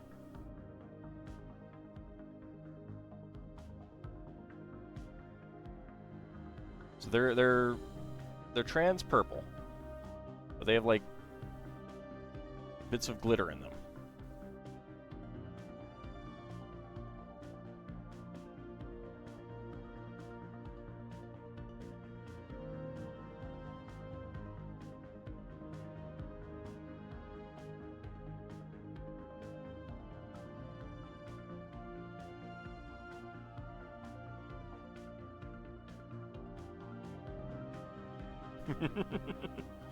Luckily, it doesn't come out. Basically, what they are, a stronger breed of gnoll, unless things have changed since 2E. Well, gnolls now are like demonic and birth out of hyenas or hyenodons or something. Literally, like, chest bursting out. It is messed up and disgusting.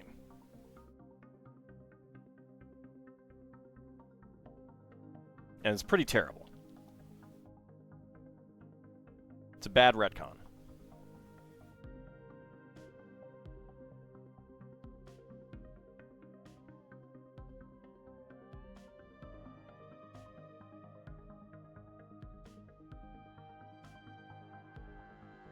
There we go. Get that curved one on there.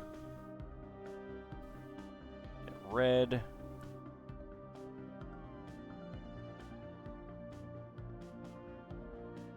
I think a neighbor might be having a fire in their fireplace, so let's close that window.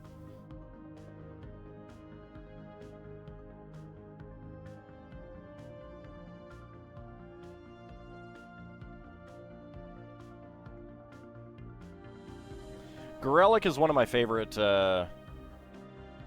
evil deities in D&D. I don't know, I just have a soft spot for him.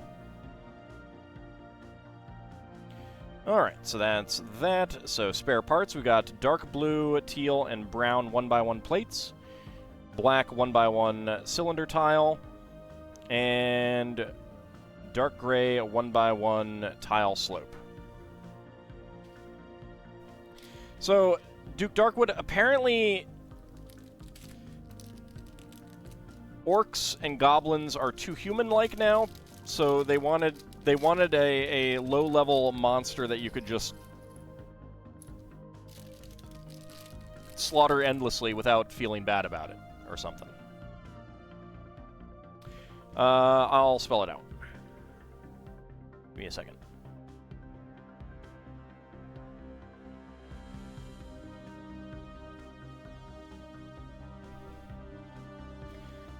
Yeah, like, that's the thing, is, like, there are undead for that. If you really need that, where it's just you can, you know, never need to feel bad about fighting them and eliminating them and destroying them. Undead. Have more undead. Why not use gnomes? Wow. I will not stand for your gnome slaughter. Or slander. Or slaughter. I like gnomes. Never played one. Probably wouldn't play one. I like other races more. But I like gnomes.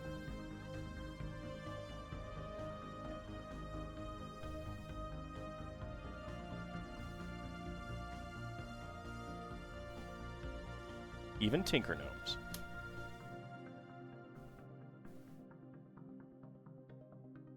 Except for Neblin, they suffered enough.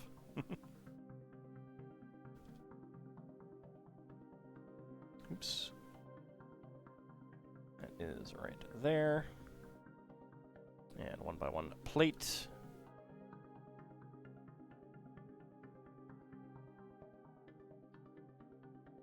No race like gnomes for the hollandaise. Wow.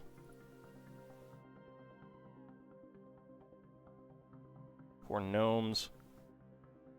What did they ever do other than, you know, make something that blew up in your face when you tried to use it?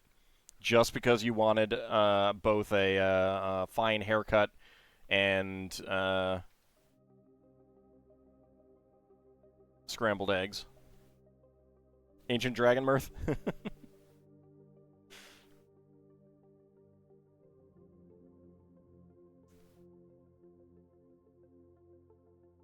They made a ladder to the moon. Yes, that is true. That is true. Lunatari, I think it was, specifically. Not Solinari. Or Nuatari.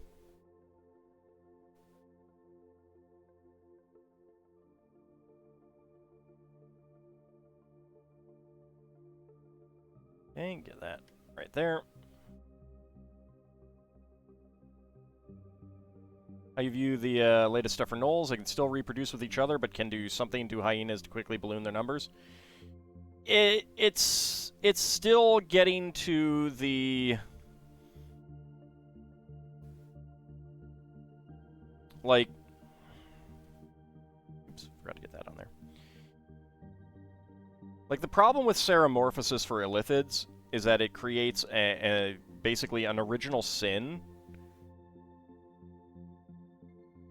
And there's the same kind of thing there.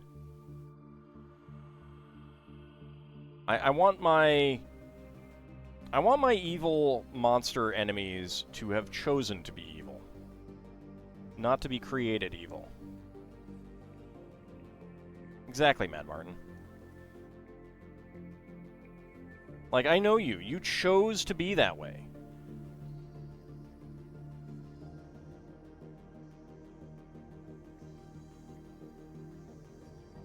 You just think brains taste good, you know?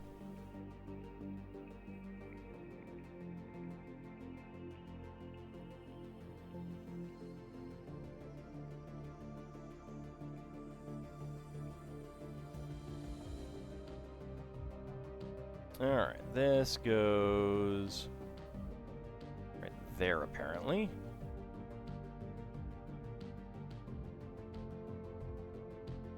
Alright.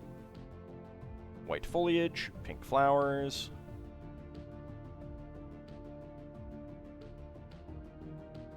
No, you're not bad, you're just drawn that way.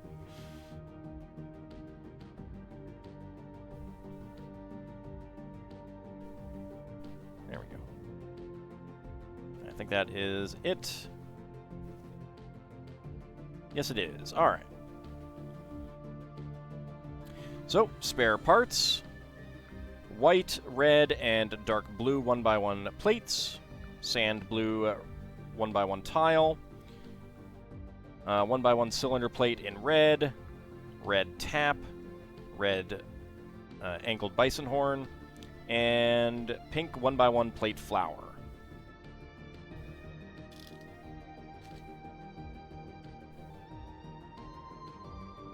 Alt's Tiny Ninja World. Indeed. Indeed.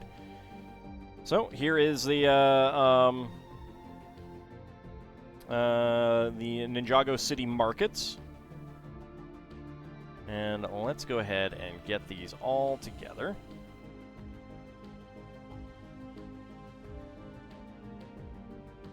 And they recommend it to be done like this.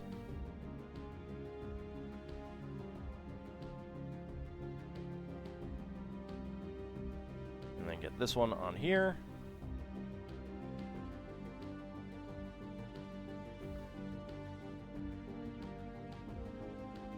There we go.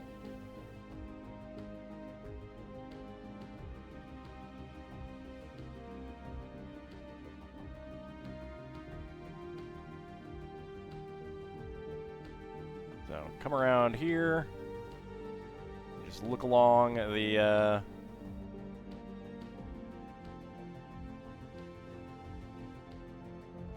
you know, the skyline and the buildings. It's actually pretty cool. I like it. I mean, I like the full-size ones better, but... not gifts with purchase. They were insider rewards. So you use your insider points to redeem and then have to add it into a an order. And they've been doing them... They've been doing some stuff like this periodically. I do have a few others like that as well. I got some more coming in. Usually they're around between 1,800 to 2,700, depending. Most of these, I think, were 2,400, although I think they dropped the price on a bunch of them after I ordered them. But, it's okay. It's just points. But yeah, they're pretty neat. A lot of good details, a lot of good small parts and stuff. So, oh, and Lord Canis, there's also Refnara, the Moonbiter for Knowles. Lots of color too. Yeah, the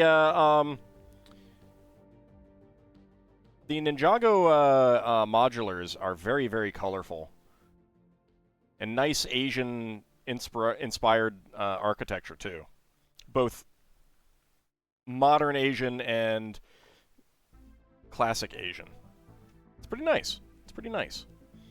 All right, I'm gonna leave that there. It is time for some minifigs. So let's get that out. Get my sheets out.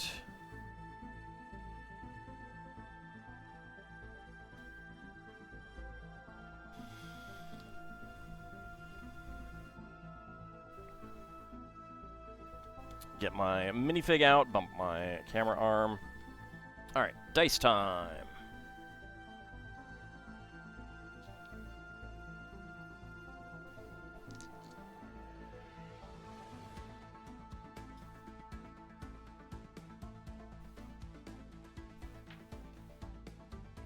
Uh, 15. I'm not sure if there are 15, but 1, 2. You know what? I'm going to reroll. I don't want to do 15. 5. 1, 2, 3, 4, 5. There we go. Yeah, late night minifigs. It took me a little bit longer to do all those mini modulars. Because they're so small and there's so many like small parts, it is easier to just do like basic brick building faster. So, all right. Let's go ahead and start a prediction. You can all guess what is inside the minifig pack. Get your predictions in.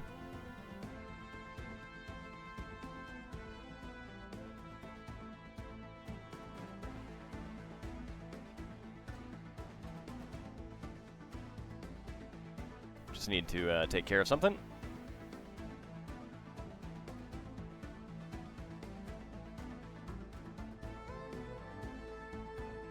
All right. So get your predictions in. Can I guess what is inside the minifig pack? And let me go ahead and roll a d20. See what the dice says. 14. I'm going to re-roll. 10. Definitely re-rolling. Let's see. 8 for Bahamut is the Yeti. You probably want to re-roll because I don't know that there is any more.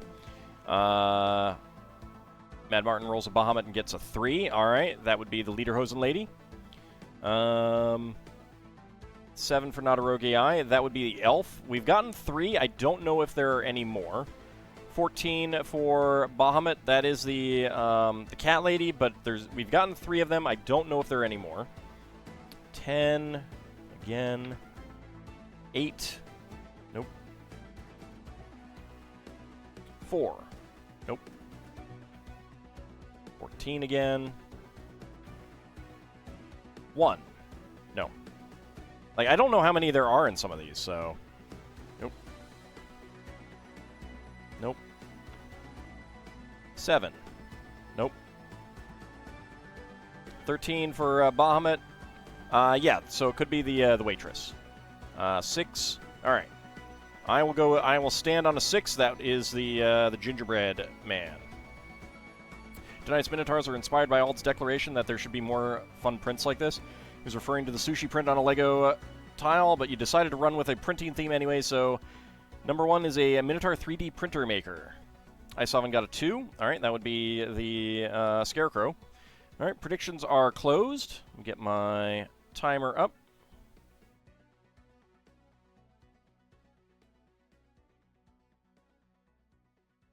Okay. And go.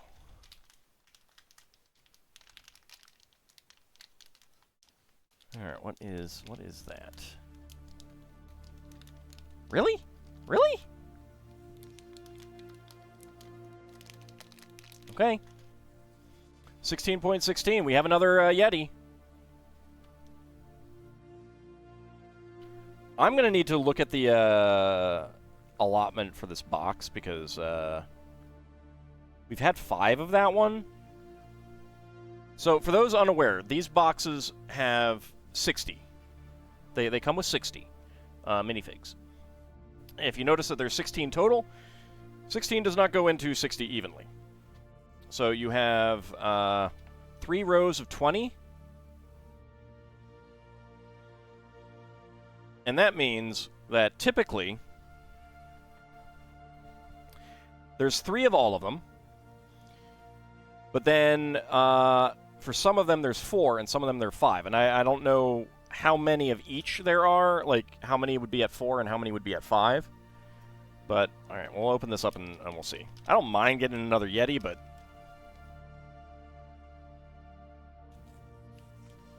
you know, Yeti is fun, and you know, I can always use that for a little snow scene, snow adventure, and it is indeed a Yeti. So let me go ahead and choose the outcome. Within 20 seconds, complete the prediction. All right, let me see if I can quickly find.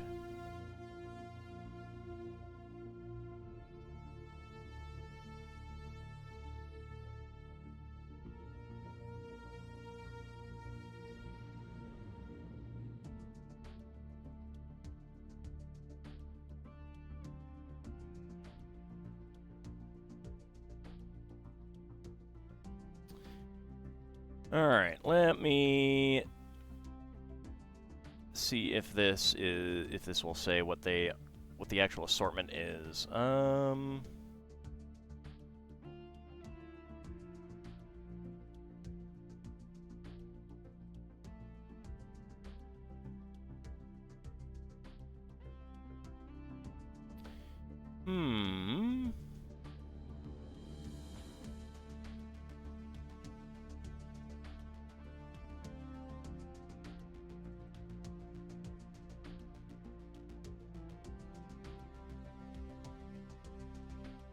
Yeah, I'm not seeing a breakout list. Huh. Alright, I'm going to look around a little bit more offline afterwards, because there should not be 6. There should not be 6, given the other assortments. So either I got a box that has been tampered with, or they did something weird for this one. But the thing is like, if this were tampered with, and someone went in and swapped out some, I can see the Islander being one of the ones that people would want. Not the gingerbread man. I mean, like, the Lederhosen girl, if all of those were gone and all of the Islander, I'd be like, okay, yeah, this makes sense. Those feel like the ones that would be the most wanted. But the gingerbread man? And we've gotten 2 of her already? And there's enough in there in the box to get more of her. So let's see. We have not, like, and I have not gotten a total of 3 of the sax player. I did open up one of the waitress minifigs to get this particular sheet. So there were 2 of those for sure.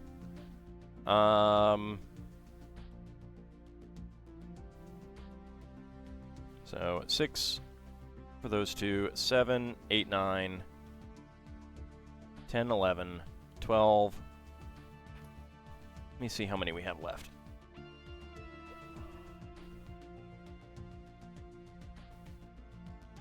One, 2, 3, 4, 5, 6, 7, 8, 9, 10, 11, 12, 13, 14. All right. So there is enough left to cover all of the ones that I feel should be in there. But I might look afterwards and see if I can figure something out, because it's weird. It's very weird.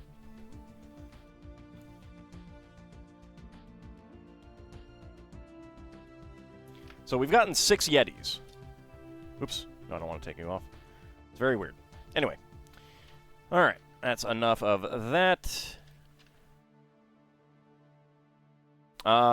Besides you, Mad Martin? Sounds like a Lego scandal. I would be more inclined to say that the box is tampered with. Nope, just you. Fair enough, fair enough. I mean, it's good to let people know. It's good to let people know. All right. So next up, we got Series 14, the monsters. So that is a 6. So we're going over here. That is a 16. 1, 2, 3, 4, 5, 6, 7, 8, 9, 10, 11, 12, 13. All right, no, we do not have enough. You know what? I'm going to roll just a d12. You tampered with the box. You like the Yeti. Oh, fair enough. I guess I can't get mad at you then. 1. All right. 1 it is.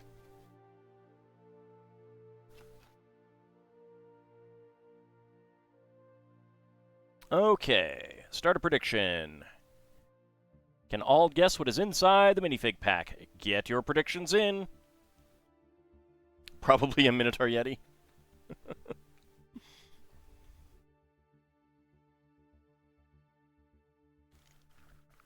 All right, let's see. So 11 for Nadarogai, that would be the skeleton costume guy. 8 for Isovan, that would be zombie cheerleader. I get a 1, that would be the werewolf. No, stop it, Twitch. I don't want to clip. Now Bigfoot to go with Yeti. Could be Bigfoot. Now you're reminded that an Oni in Shadowrun, when infected with vampirism, becomes a Wendigo. You did not, however, use your Philosophlayer magic on this one. 5th time clipping notification. Dang it, there, finally got you. Yeah, see? Yeah. It's gonna happen. It's gonna happen to everyone. 6 for Leonin Dragon. Alright. 6 would be Brundlefly. To date, that is your favorite deity. Nice. That's a good one. I do, I really did like that one. And I was not happy when he unceremoniously was offed in an adventure. Minotaur print-to-object transfer. Yeah, Philosophlayer is another one of those where I like those. I like the evil deities that are not just like, I just want to murder everyone, and that's what I'm going to do. I like them more when they're like, I'm good murdering everyone, but I'll talk to him first. Get your predictions in. Can I guess what is inside the minifig pack? Go ahead and reset my timer. All right, predictions are closed. Okay, and go. All right, what do I have here? What do I have here? That is a... Nope. All right. 11.08. I do believe that we have the skeleton costume guy. You want to ponder mortality while murdering everyone and then write a book about it? Yeah. Whatever floats your boat.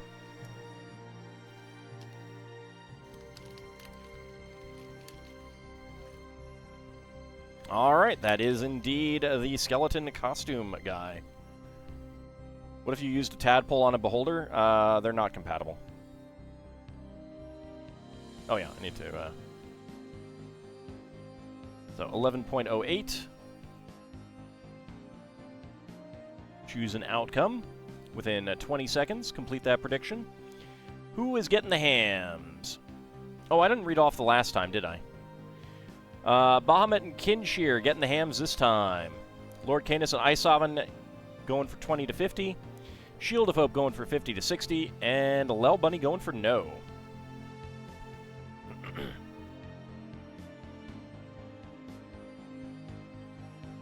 Again, yep. My dice do sometimes like to roll similar numbers. Brought out your own version of Christmas decorations. You got a tree about 8 inches with a rotating base with toy trains on it. A present box that opens to a minifig scale living room holiday scene, Santa sleigh, drawn by 4 reindeer, a nutcracker, and some mini Christmas train carousel thing. Nice. I decorate absolutely nothing. I do no decorations for Christmas.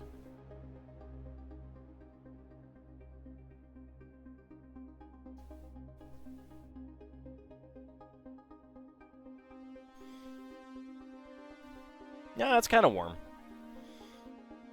Alright, we have gotten this guy before. I didn't zoom in on the Yeti either, but so we'll zoom in on both of them again.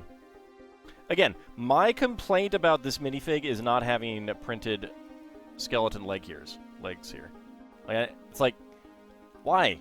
Where's the leg? I mean, obviously, I know, you know, it's there on the side, but come on, it should be on the front too.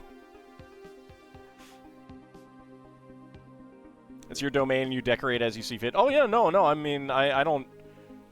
I'm in no way telling people not to decorate. I don't. I'm lazy. I'm lazy that way. A Yeti is so awesome, or cool if you want the pun. Oh, we want the pun. We want the pun. Unless it's Big Mac giving them. Alright, so that is our third of those. Don't know if there are any more. Okay. And finally, D&D minifig time. Get my scale. Falcor would destroy decorations. Whoever holds the rights to the Neverending Story sent LEGO a cease and desist to a LEGO Falcor in the LEGO Ideas thing, which is kind of like, ooh, wow.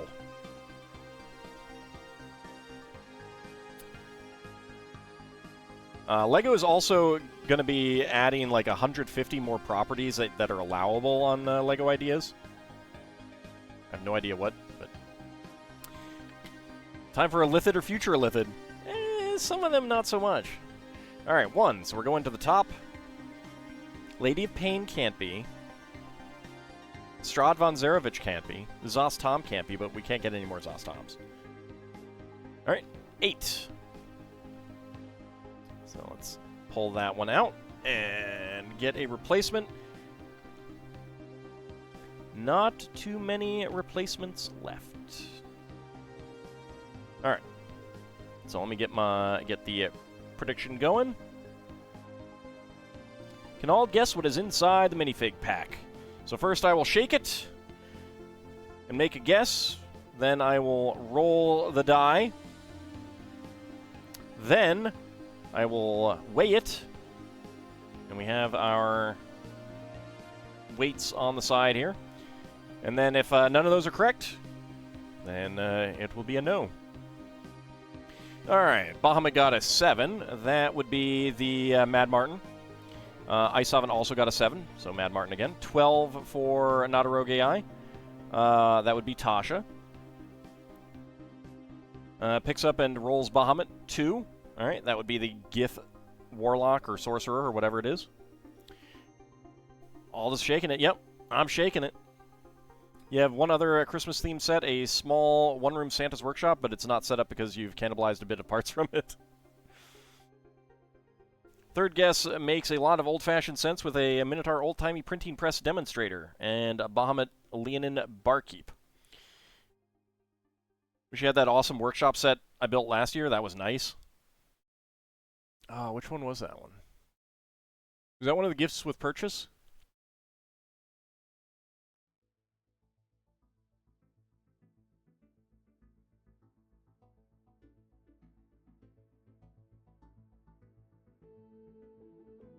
I'm trying to remember which one that one was. I didn't build a big one. Like, I kind of avoid a lot of the sets with Santa Claus in it now, because I have so many. I know Lel Bunny wants me to make a Santa Claus harem, but I'm good. Don't remember if it was a gift with purchase or a listed set, but it was already no longer available when you checked for it. That's unfortunate. Alright, and predictions are closed. Okay, so, first of all, so we have not gotten the Aarakocra. We have not gotten the Lady of Pain. We've gotten all of the others, at least one. There are no more Zos Toms in the set.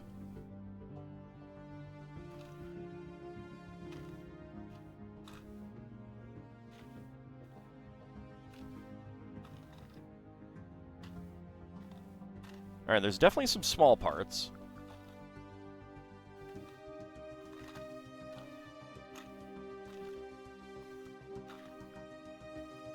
I am not hearing a cape box, so I'm gonna say it's Tasha. Okay, so my guess is Tasha. The die says the dwarf, and the scale says 18.11. So that would be good for Zos Tom, but it can't be Zos Tom. 18.24 would be the dwarf. 18.51 and 45 for the Gith and the Tiefling. 17.95. Do I think that it would be lighter or heavier? No, it can't be Tasha because she's 19.91. She's a little on the heavy side. I'm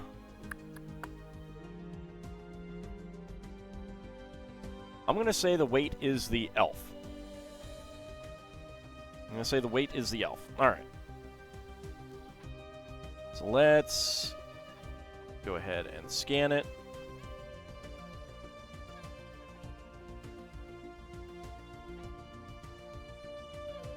Nope, Dwarf Barbarian. Alright, the die roll gets it.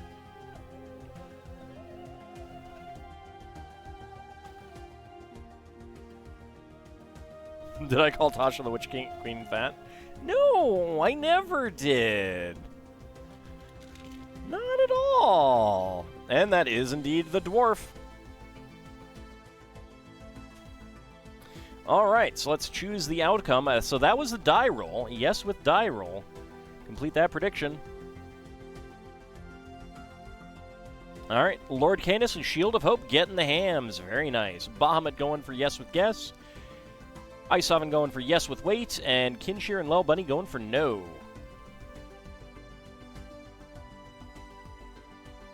Yep, Dwarf Barbarian. They should have made a Lego D&D Advent Calendar. I mean, if these did well, and the, put that on later. And the, Red Dragon's Tail did well, then I think they might. Or maybe not an Advent Calendar, but I think they'll do more.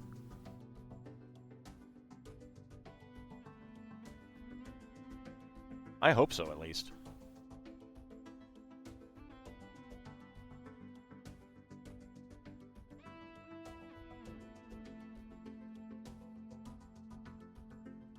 And Musk doesn't buy Hasbro, yeah.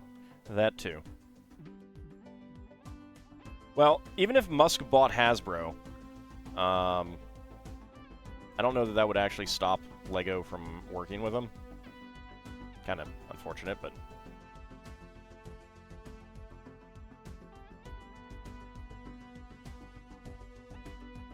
I don't know. I think that since these had nothing to do with the movie,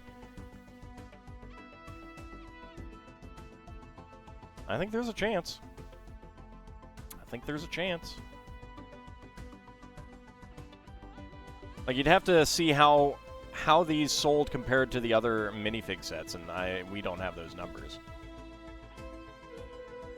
I think that I think a CMF series is the most likely. A second CMF series, I think, is the most likely.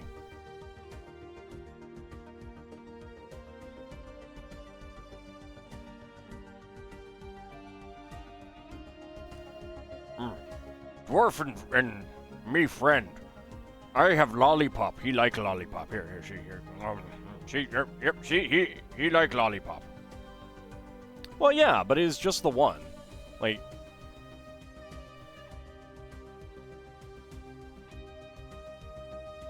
so we made a male dwarf this time. Next time we will look for one of the minifigs that we can make like put a different head on. And we have a spare feather flame piece in trans orange and a lady's face. So like, the only connection between these minifigs and the movie is Zostom. Like, that's it. And Wizards of the Coast chose which ones to put in, or at least they approved them. So, like, the fact that 1, 2, 3, 4, 5, 6, 7 of these are PC races that you could use as your player character, especially if you mix and match heads and stuff like that. I think that this would be like pretty solid, like a pretty solid moneymaker for LEGO in the future. Could be wrong. I could definitely be wrong, but I don't know. All right, that's the second one of those. All right, so still have a fair few left. Monsters depicted in that Red Dragon Inn set are all ones featured from the movie. Maybe? I don't know. I haven't seen the movie, so I don't know.